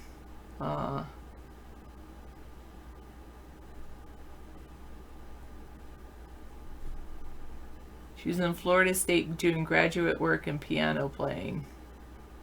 She was visiting the show with producer Nicholas Ma to speak about a new documentary. Oh wait, she was... You're right, Sarah. I'm wrong. Sarah Joanne Bird. Her name was Sarah. She just went by Joanne, but her name was Sarah. Yeah, Mr. Rogers was married to... Here, I'll show you. To this lady.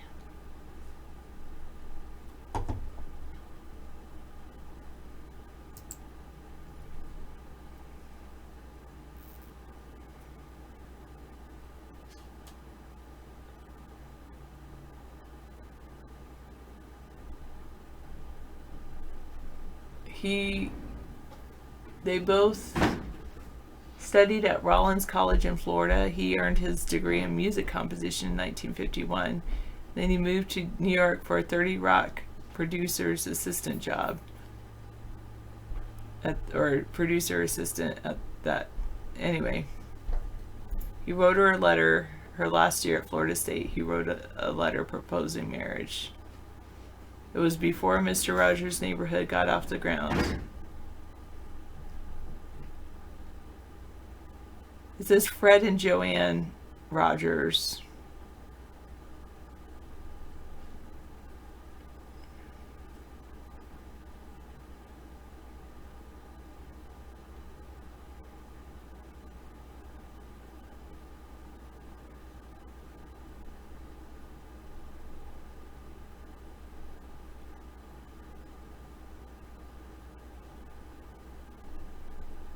That's pretty cool. All right. But that was, I enjoyed that. Oops, I took off my camera when I meant to take off this desktop image.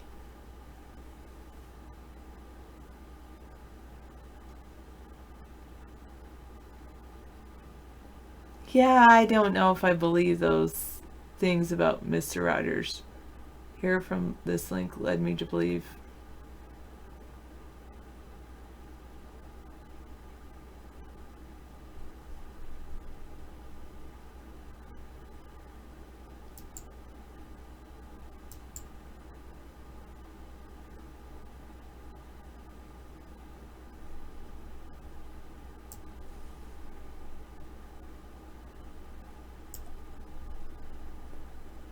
Okay. By Jason English.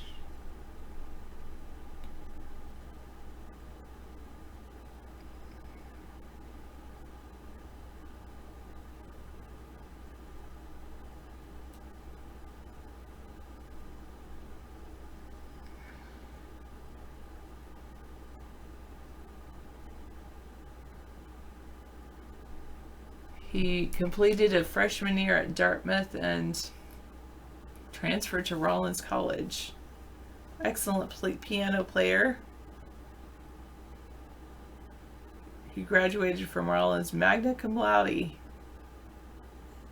wrote all the songs on the show and more than 200 other songs and several kids' operas, including one called All in the Laundry. He hated it so. Television for the first time.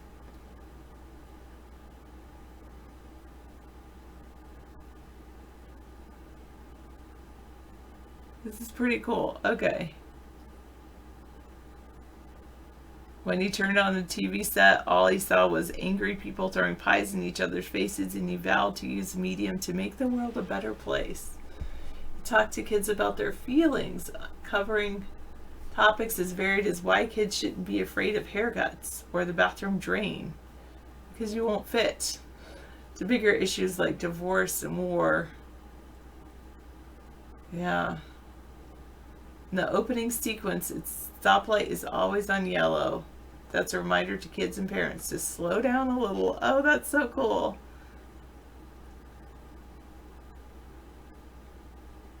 Michael Keaton got his start on the show. He was a puppeteer and worked the trolley. Whoa.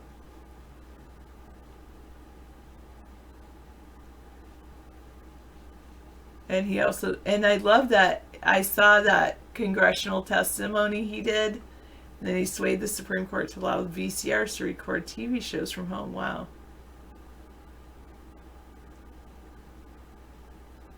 Yeah, that would be great Reddit conversation to write Slimos. I bet he could make a whole New York City subway or car full of strangers sing and get along. Yeah. He wasn't afraid of dead airtime. I like that. I really like that. Like, I don't mind just being silent. They're all natural teeth, so I don't know where you can get teeth like mine. But I really don't mind being silent. And David's like, I feel like David always has to fill not just the airtime, but just the space. Which is fine. Once he visited a marine biologist and explorer. He invited a marine biologist and explorer onto his program to put a microphone into his fish tank because he wanted to show the kids at home that fish make sounds when they eat. But while taping the segment, the fish weren't hungry. So they started trying to egg the fish on, saying, "Come on, it's chow time, dinner bell." But Mr. Rogers, he just waited quietly. The crew thought he'd want to retape it, but he just kept it to show the kids the importance of being patient. That's so true. Yes, I know. Sometimes there is silence. There's calmness in silence and patience. He was a perfectionist, and so he just liked ad-libbing. He felt he owed it to children to make sure that every word on his show was thought out. Wow. I totally ad-lib. Sorry, I just do. I can't. I'm not. Yeah, I can't do that.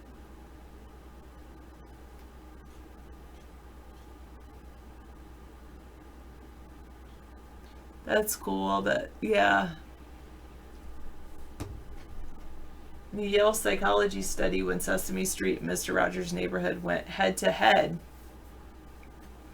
Kids who watched Mr. Rogers not only remembered more of the storylines, but their tolerance of delay A fancy word for their ability to wait for promised treats or adult attention was considerably higher. He was also beloved by Coco the gorilla. Yep.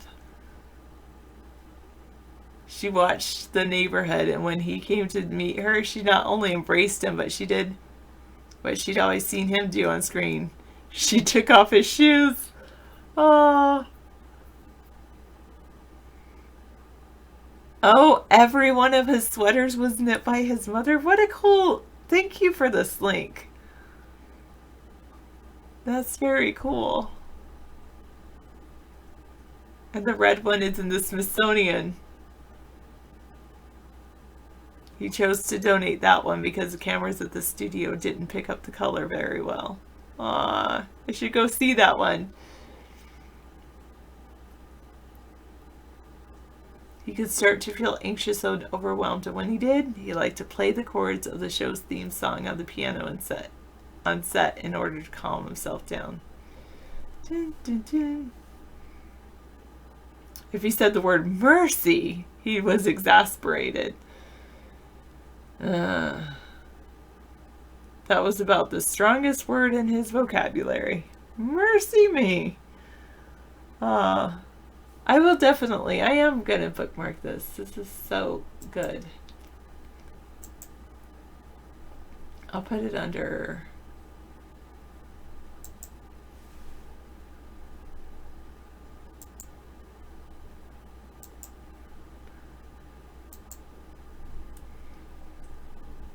He responded to every single piece of fan mail. He had the same routine every morning. Wake up at 5 a.m., pray for a few hours for all his friends and family, study, write, make calls, reach out to every single fan who took the time to write to him. Whoa. Go for a morning swim, get on a scale, and he loved the 143 was his weight every day. Then he started the day. His morning routine is oh yeah. Wow, that's pretty cool. He watched his weight very closely. He liked to weigh exactly 143 pounds. He didn't drink, smoke, or eat any animals. Wow.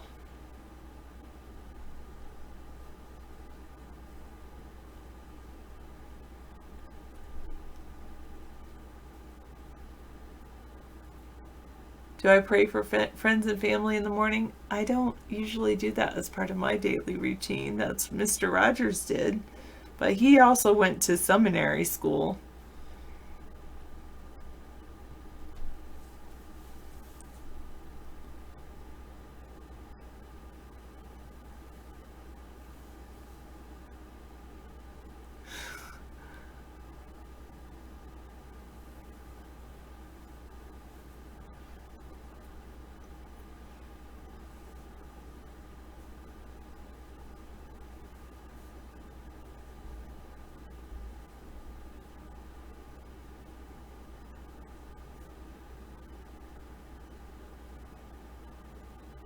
Yeah.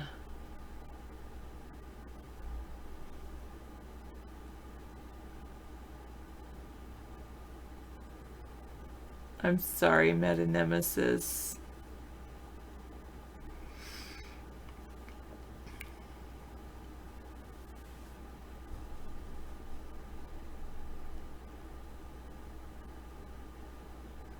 LSU professor Don Chance didn't like Mr. Rogers' legacy. He felt like he created a culture of excessive doting, which resulted in generations of lazy, entitled college students.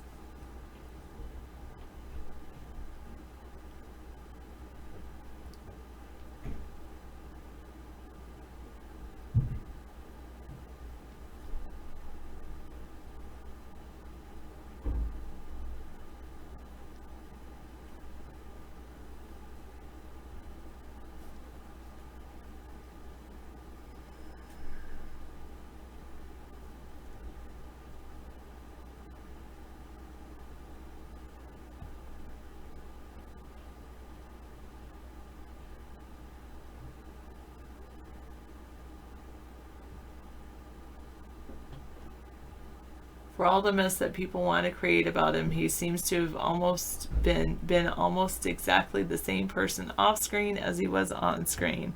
That's what I say about myself. I am what you see. What you see is what you are. I should try that. Talk to Transformer. Just type anything like a question. We won't be having a show tomorrow night. Oh yes, we won't be having a show tomorrow night. Thank you.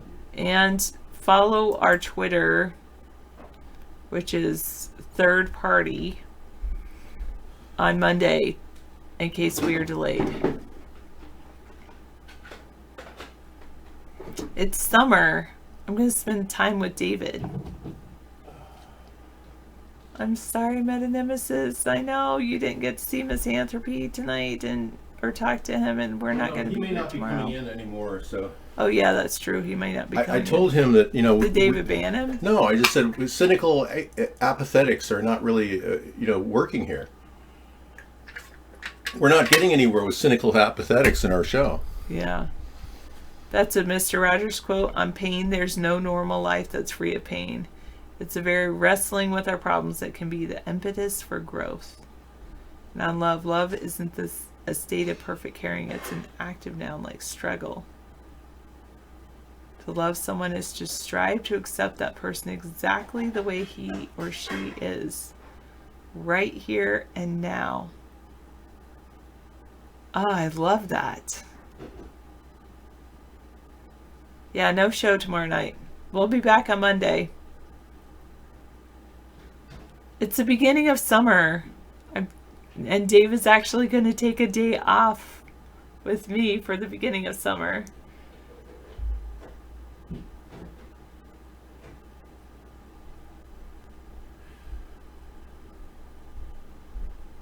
It's proving a little harder than I thought. I got a little bit extra to do out there. I found where they were coming in. Oh, thank you. He was an ordained Presbyterian minister and a man of tremendous faith. He preached tolerance first. He never engaged in the culture wars. All he would ever say is, God loves you just the way you are.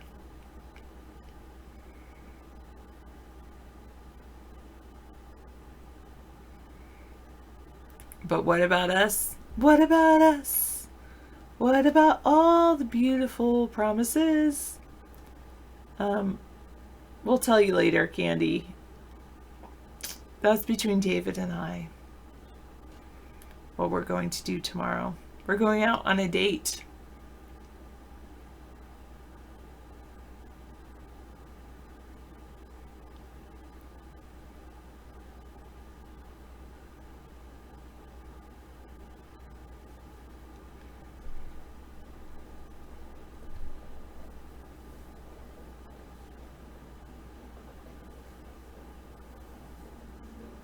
I love that. His argument to the Supreme Court allowed working parents to sit down with their children and watch shows as a family. Plus, it allowed him to watch Captain Stubing on the Love Boat anytime he wanted without having to stay up until 8:30 p.m. Aw, I'm sorry, 553.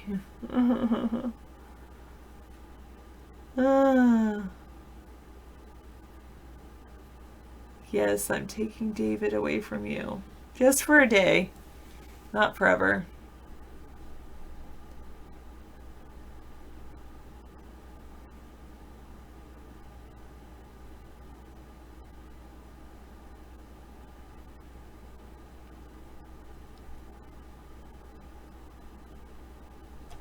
Mr. Rogers was colorblind? Oh, wait. Oh, like his parents literally and figuratively. Wow.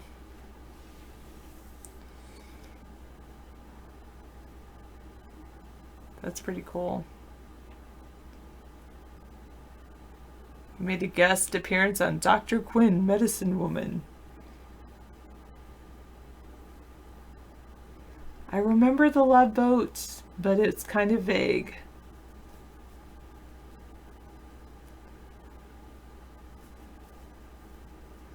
You hope that I do that with David?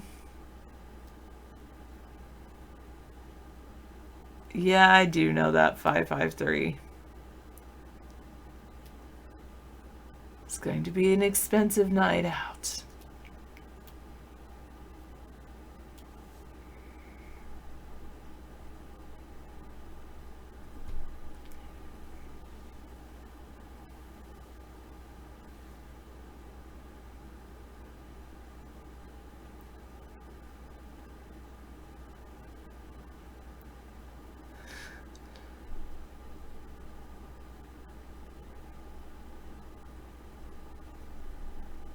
Were those the gentle quotes from him? Mr. Rogers. Gentle quotations from Mr. Rogers. I do love that guy. I mean, yeah. It's good to love.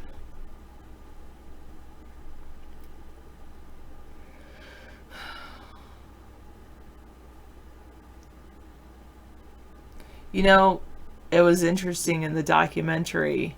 He thought he had made enough films of Mr. Rogers' Neighborhood, and so they stopped filming for a while, and he was getting into something else, but he went back into filming when he heard like that kids were getting injured because they were watching like superhero shows, and they were putting on capes, and they were jumping off of buildings or jumping out of windows to saying, "I'm a superhero."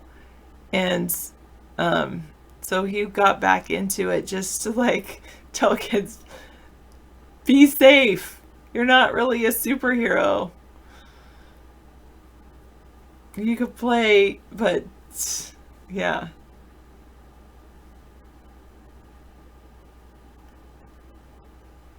I hope so, 553, but I don't know. David is David.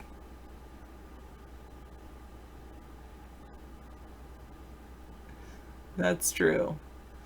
We'll see what he feeds me. It might end up being a picnic with the rest of the potato salad. It'll be fun just to spend time with him. Yeah, the kids were imitating those shows. Yeah, and he literally saved a bunch of lives.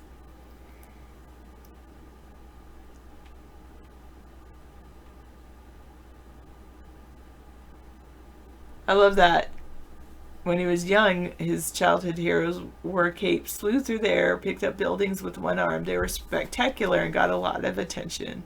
But as I grew, my heroes changed so that now I can honestly say that anyone who does anything to help a child is a hero to me.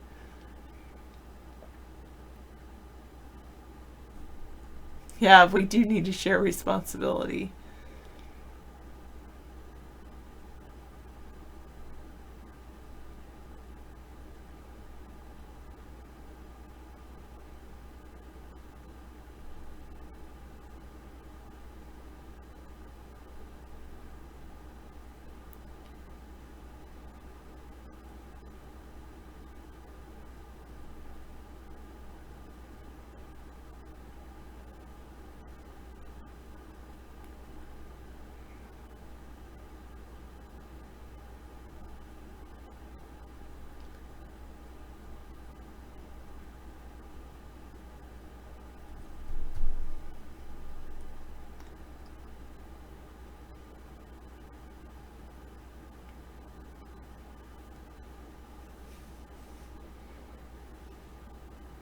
You like how I take the time to read it all? Yeah.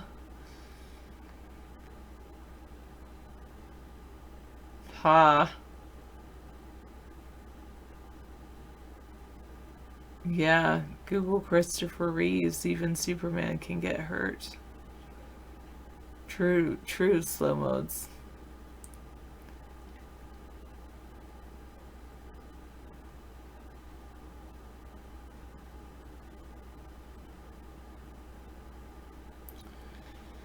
Yes, Amber has actually pretty big little house for the road trip. We're taking her with us.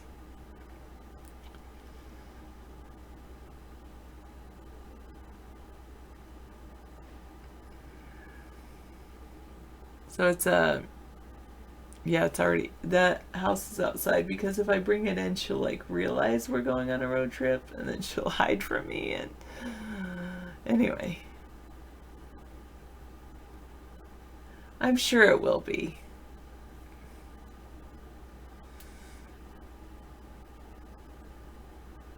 Yep.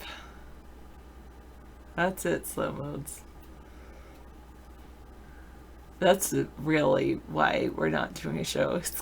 We're driving.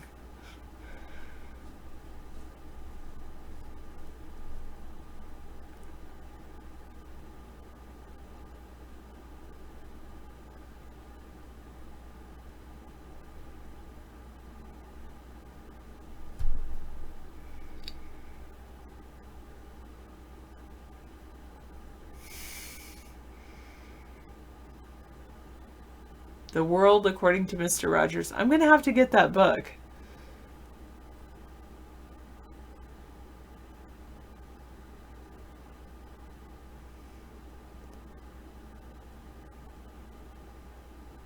I totally think David will try to stream tomorrow if possible. It all depends. He'll be like, oh, guess what? We're here. It's 6 p.m. Oh, I can do the show. But probably not.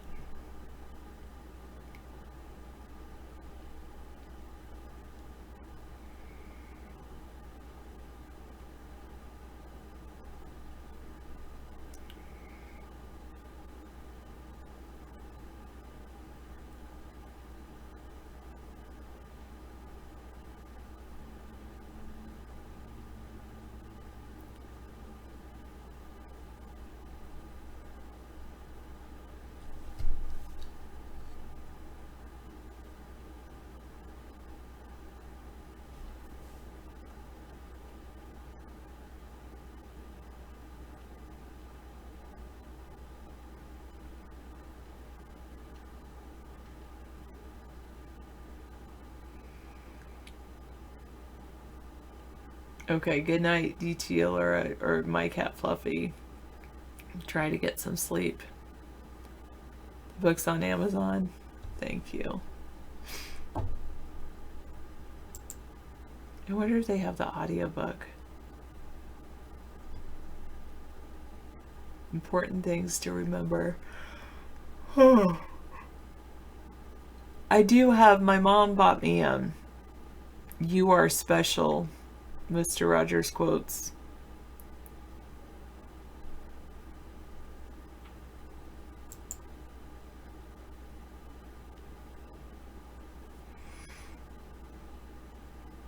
That's cool. I should look at all his books. The World According to Mr. Rogers, When a Pet Dies, Life Journeys.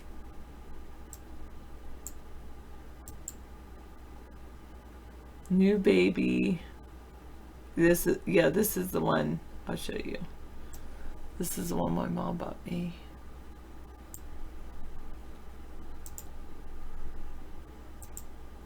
Right here. You Are Special.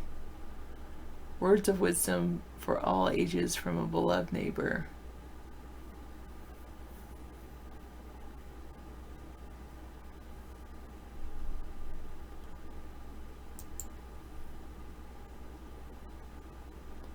Oh, it's on Audible. That's good. No, Time Pilot. I'm just going to accept. I accept David the way he is.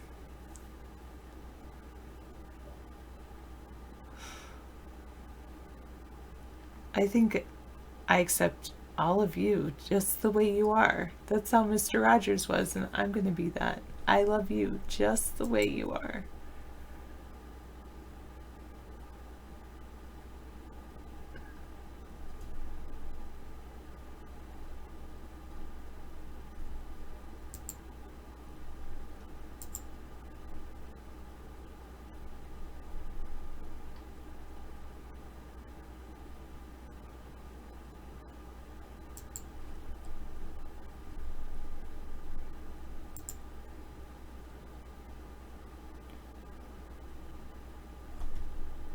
Oh, that looks good. Okay. By Maxwell King. The Good Neighbor, The Life and Work of Fred Rogers by Maxwell King. That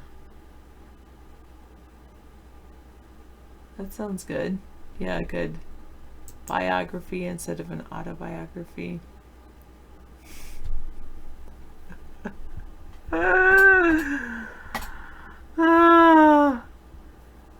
Just to be in front of him, Dr. Meow, you forgot that part. It's all purposeful plot.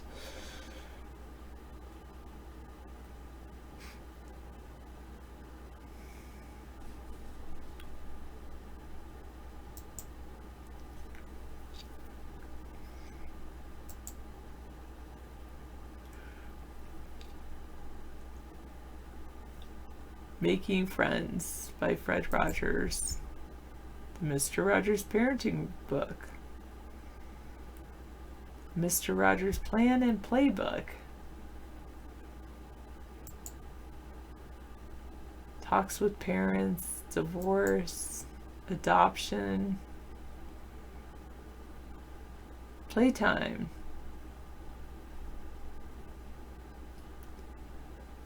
Create. Wow.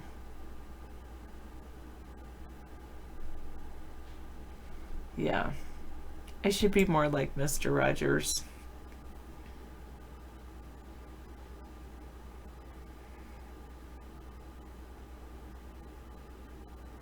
Croissants haven't gotten out of the oven yet. Are they coming out in like 9 minutes? You'd think they'd be out by 6:51 a.m., but okay, maybe 7 a.m.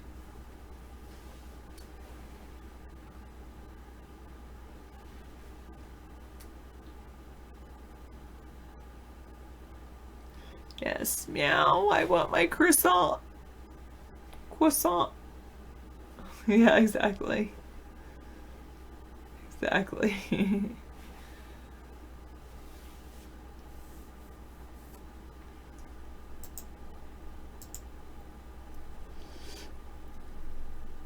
I like that thing about love. Love is a state of, I should write that down. It always helps to have people we love beside us when we have to do difficult things in life.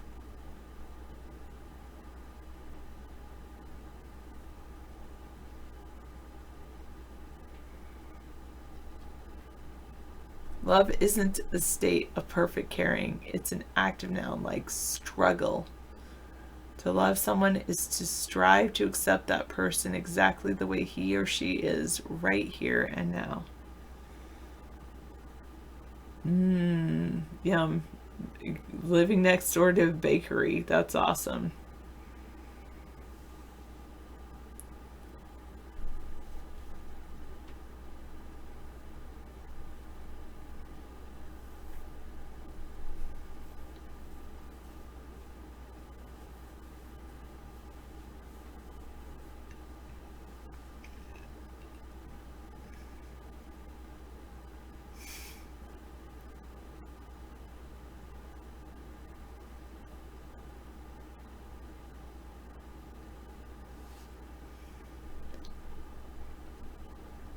He said a high school student wrote to ask what was the greatest event in American history. I can't say. However, I suspect that like so many great events, it was something very simple and very quiet, with little or no fanfare, such as someone forgiving someone else for a deep hurt that eventually changed the course of history. The really important great things are never center stage of life's dramas. They're always in the wings. That's why it's so essential for us to be mindful of the humble and the deep rather than the flashy and the superficial. Oh, that sounds like such a good book.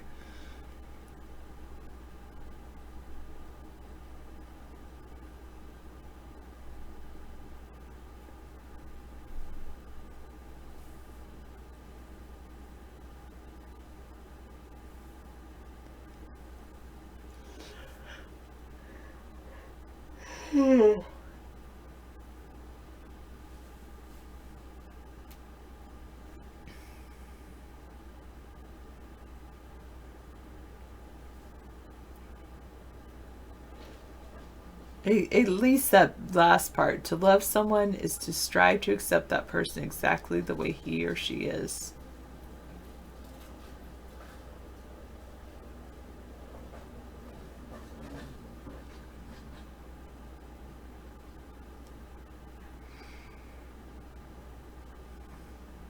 I like this that he said, those of us in television are chosen to be servants. It doesn't matter what our particular job. We're chosen to help meet the deeper needs of those who watch and listen day and night.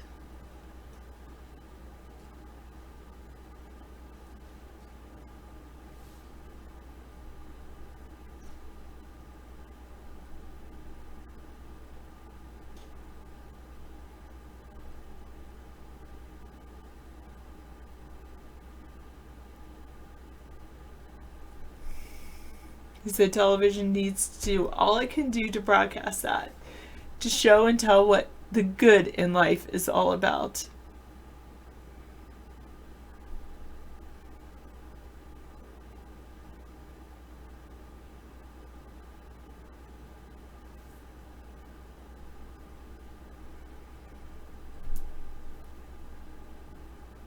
Who has helped you love the good that grows within you?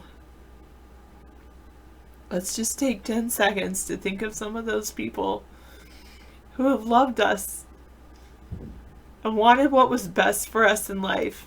Those who have encouraged us to become who we are tonight. Just 10 seconds of silence.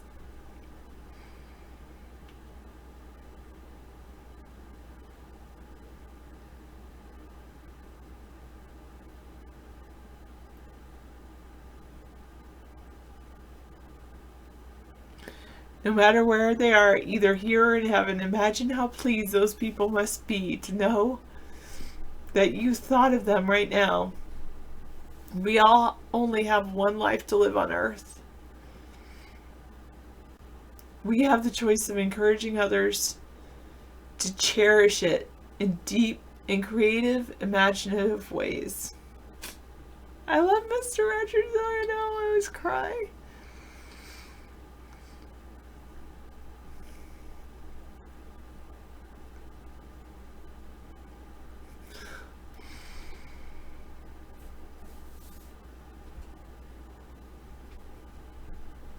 That's true.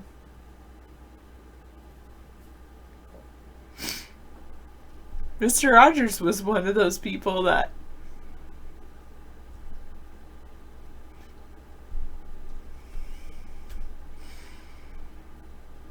helped me love and the good that grows within me.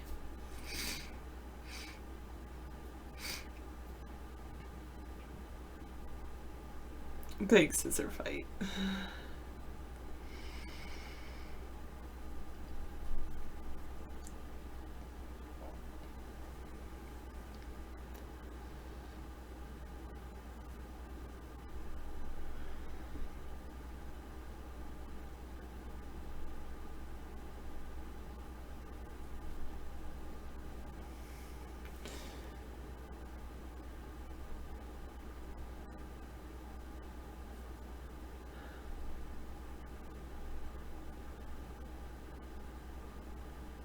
Wow.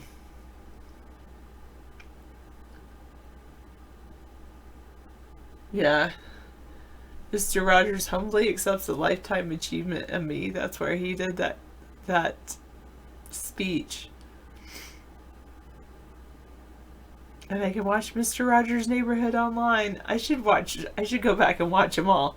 And then I should show them to my students. Be like, once a week. Yes, it's educational. It's Mr. Rogers. You can't get more educational than that. And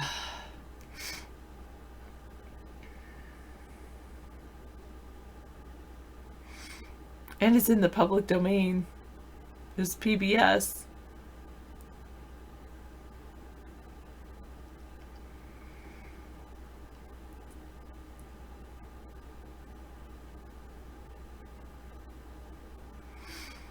Yeah, he really he really touched my heart. And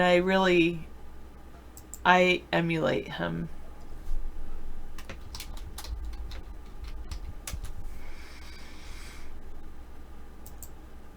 That I do believe in that whole thing about talking about the good in the world and not dwelling on the negativity or cynicism or criticism,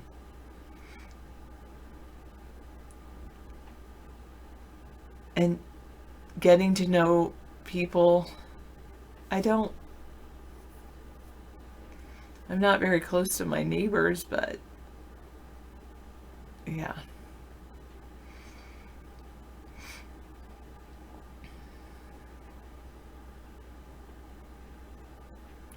Yeah, we spend so much time on negativity, and there's actually more positive things happening in the world, but so often they're quiet and bring us peace. And as Mr. Rogers said, peace is so much more than the opposite of war. But there's so much peace in our life, and so many good things happen, and we don't take the time in our world to actually talk about the good things that are happening in our life. And then, you know, the negative seems to like have this weight, and whereas peace seems to have this lightness. And the negative, you know, brings in self-doubt, and really we should be proud of ourselves for all the good things that we do, and proud of each other.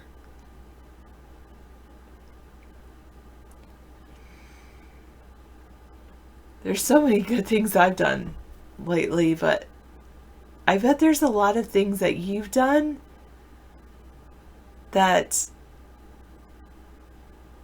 you might not even share with people, or not, you may not even realize like how important they are.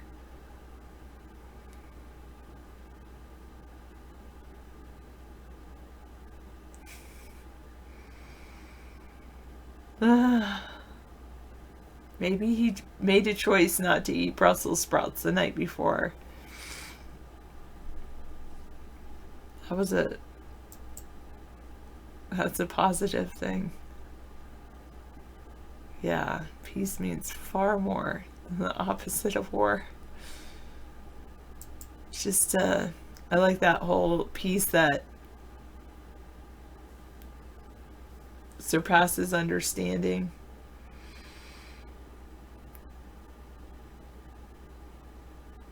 Wow, that's what his wise teacher, Dr. Orr, told him. There's only one thing evil cannot stand.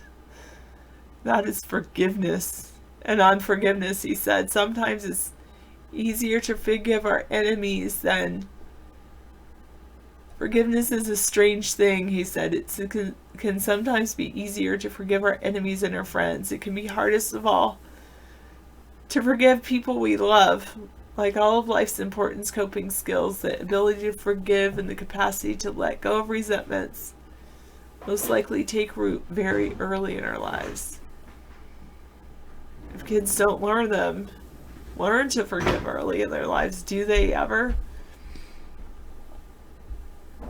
We really do need to forgive. And you know, sometimes it's about forgiving ourselves.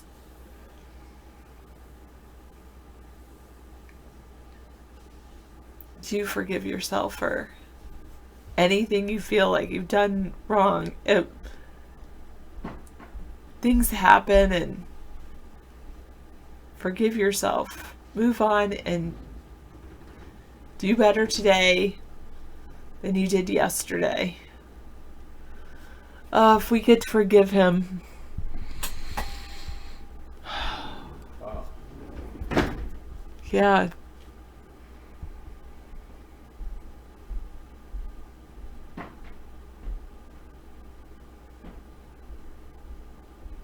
Good point, Dr. Meow.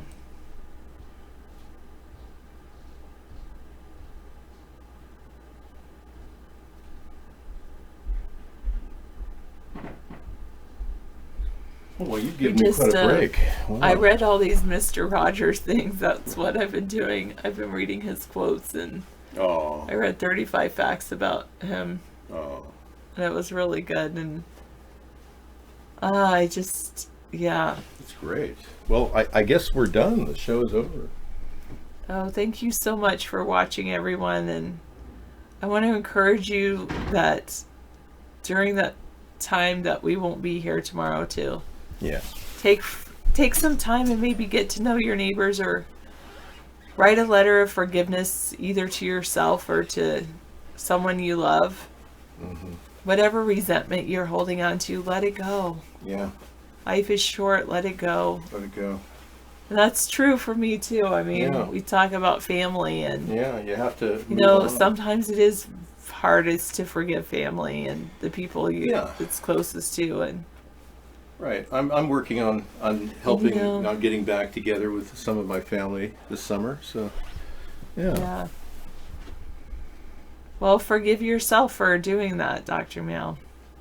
Take care, everybody. Do you want me to play some videos, David? Yeah, we're going to play 4 hours of videos tonight till the early hours in the morning. I'll take over Good the night. show and say good night. Thank you, Sarah. Awesome. Dinner's on the stove for you, if you want some. Hey, everybody. Wow. You got a really good night with Sarah, yeah. A lot of her real self, one-on-one. I'm getting ready for the big road trip. And Trump is desperate, man. They say that the Democrats have a better chance of beating him, any one of them, because he is just making mistakes after mistake and acting like he's on top of the world. And it's a laughingstock of the world. I don't know, if you're a true American, you don't want to be seen as a laughingstock of the world. And that's what we are seen as. Trump is a joke. He doesn't even know what he's doing. He starts a war with Iran. This stops the war with Iran. And he really thinks that he's going to take the world to the brink point of nuclear war, and then he's somehow going to get some wiggle room. He's using us as a nation to manipulate the world. This is not acceptable. And I know the world is watching. They're saying, this is ridiculous. Do something about this man. The world, they are looking at us going, why don't you Americans pull his reign in? Why are you allowing this freewheeling greedmonger to sit there and do things for the New World Order and take over our country and every other country out there? It's not acceptable. And this behavior is causing a lot of people to lose sleep. I know many people are wondering where the world is going to be because of Trump's behavior and his bipolar tweeting. It's just not acceptable. This is not the activity of a president. He's not behaving like a president. And when you hold him up against the rule of law, he comes out as a criminal. 150 prosecutors have signed off saying he committed criminal acts in the past 2.5 years. Not to mention what he did prior. So if you people who are supporting him really believe that he's your guy, then you're as good as a criminal. All of you. Yeah. Treasonous criminals, in fact. So rethink the way that you're doing business in life when you think that he's helping you. Because he's not going to help the common man. He's not going to help your small business. He's just a liquidator, and he's going to liquidate our country if you don't sit back or wake up to reality and see what we're doing here with America's Third Party and see how we're building a centrist platform right in the middle of the political spectrum. Whereas he's dividing the nation, we want to unite the nation. Hey, I'm going to sign off. I'll see you guys on the road trip coming up on Conspiracy Monday. I'll sign in at 6 p.m. Our show will now be 6 to 9 for the summer. We're going to shoot for 6 to 9. I'll probably start out at 6 to 8 if I have a rough signal, but we'll see. You can follow us on Twitter at Third Party. Find out what we're doing. We'll always tweet when the show will be starting, but it'll definitely start at 6 o'clock on Monday. All right? All right, this is Mr. Wright signing off. Thank you for coming in, everyone. Good night. You're my Mr. Right, my Mr. Right.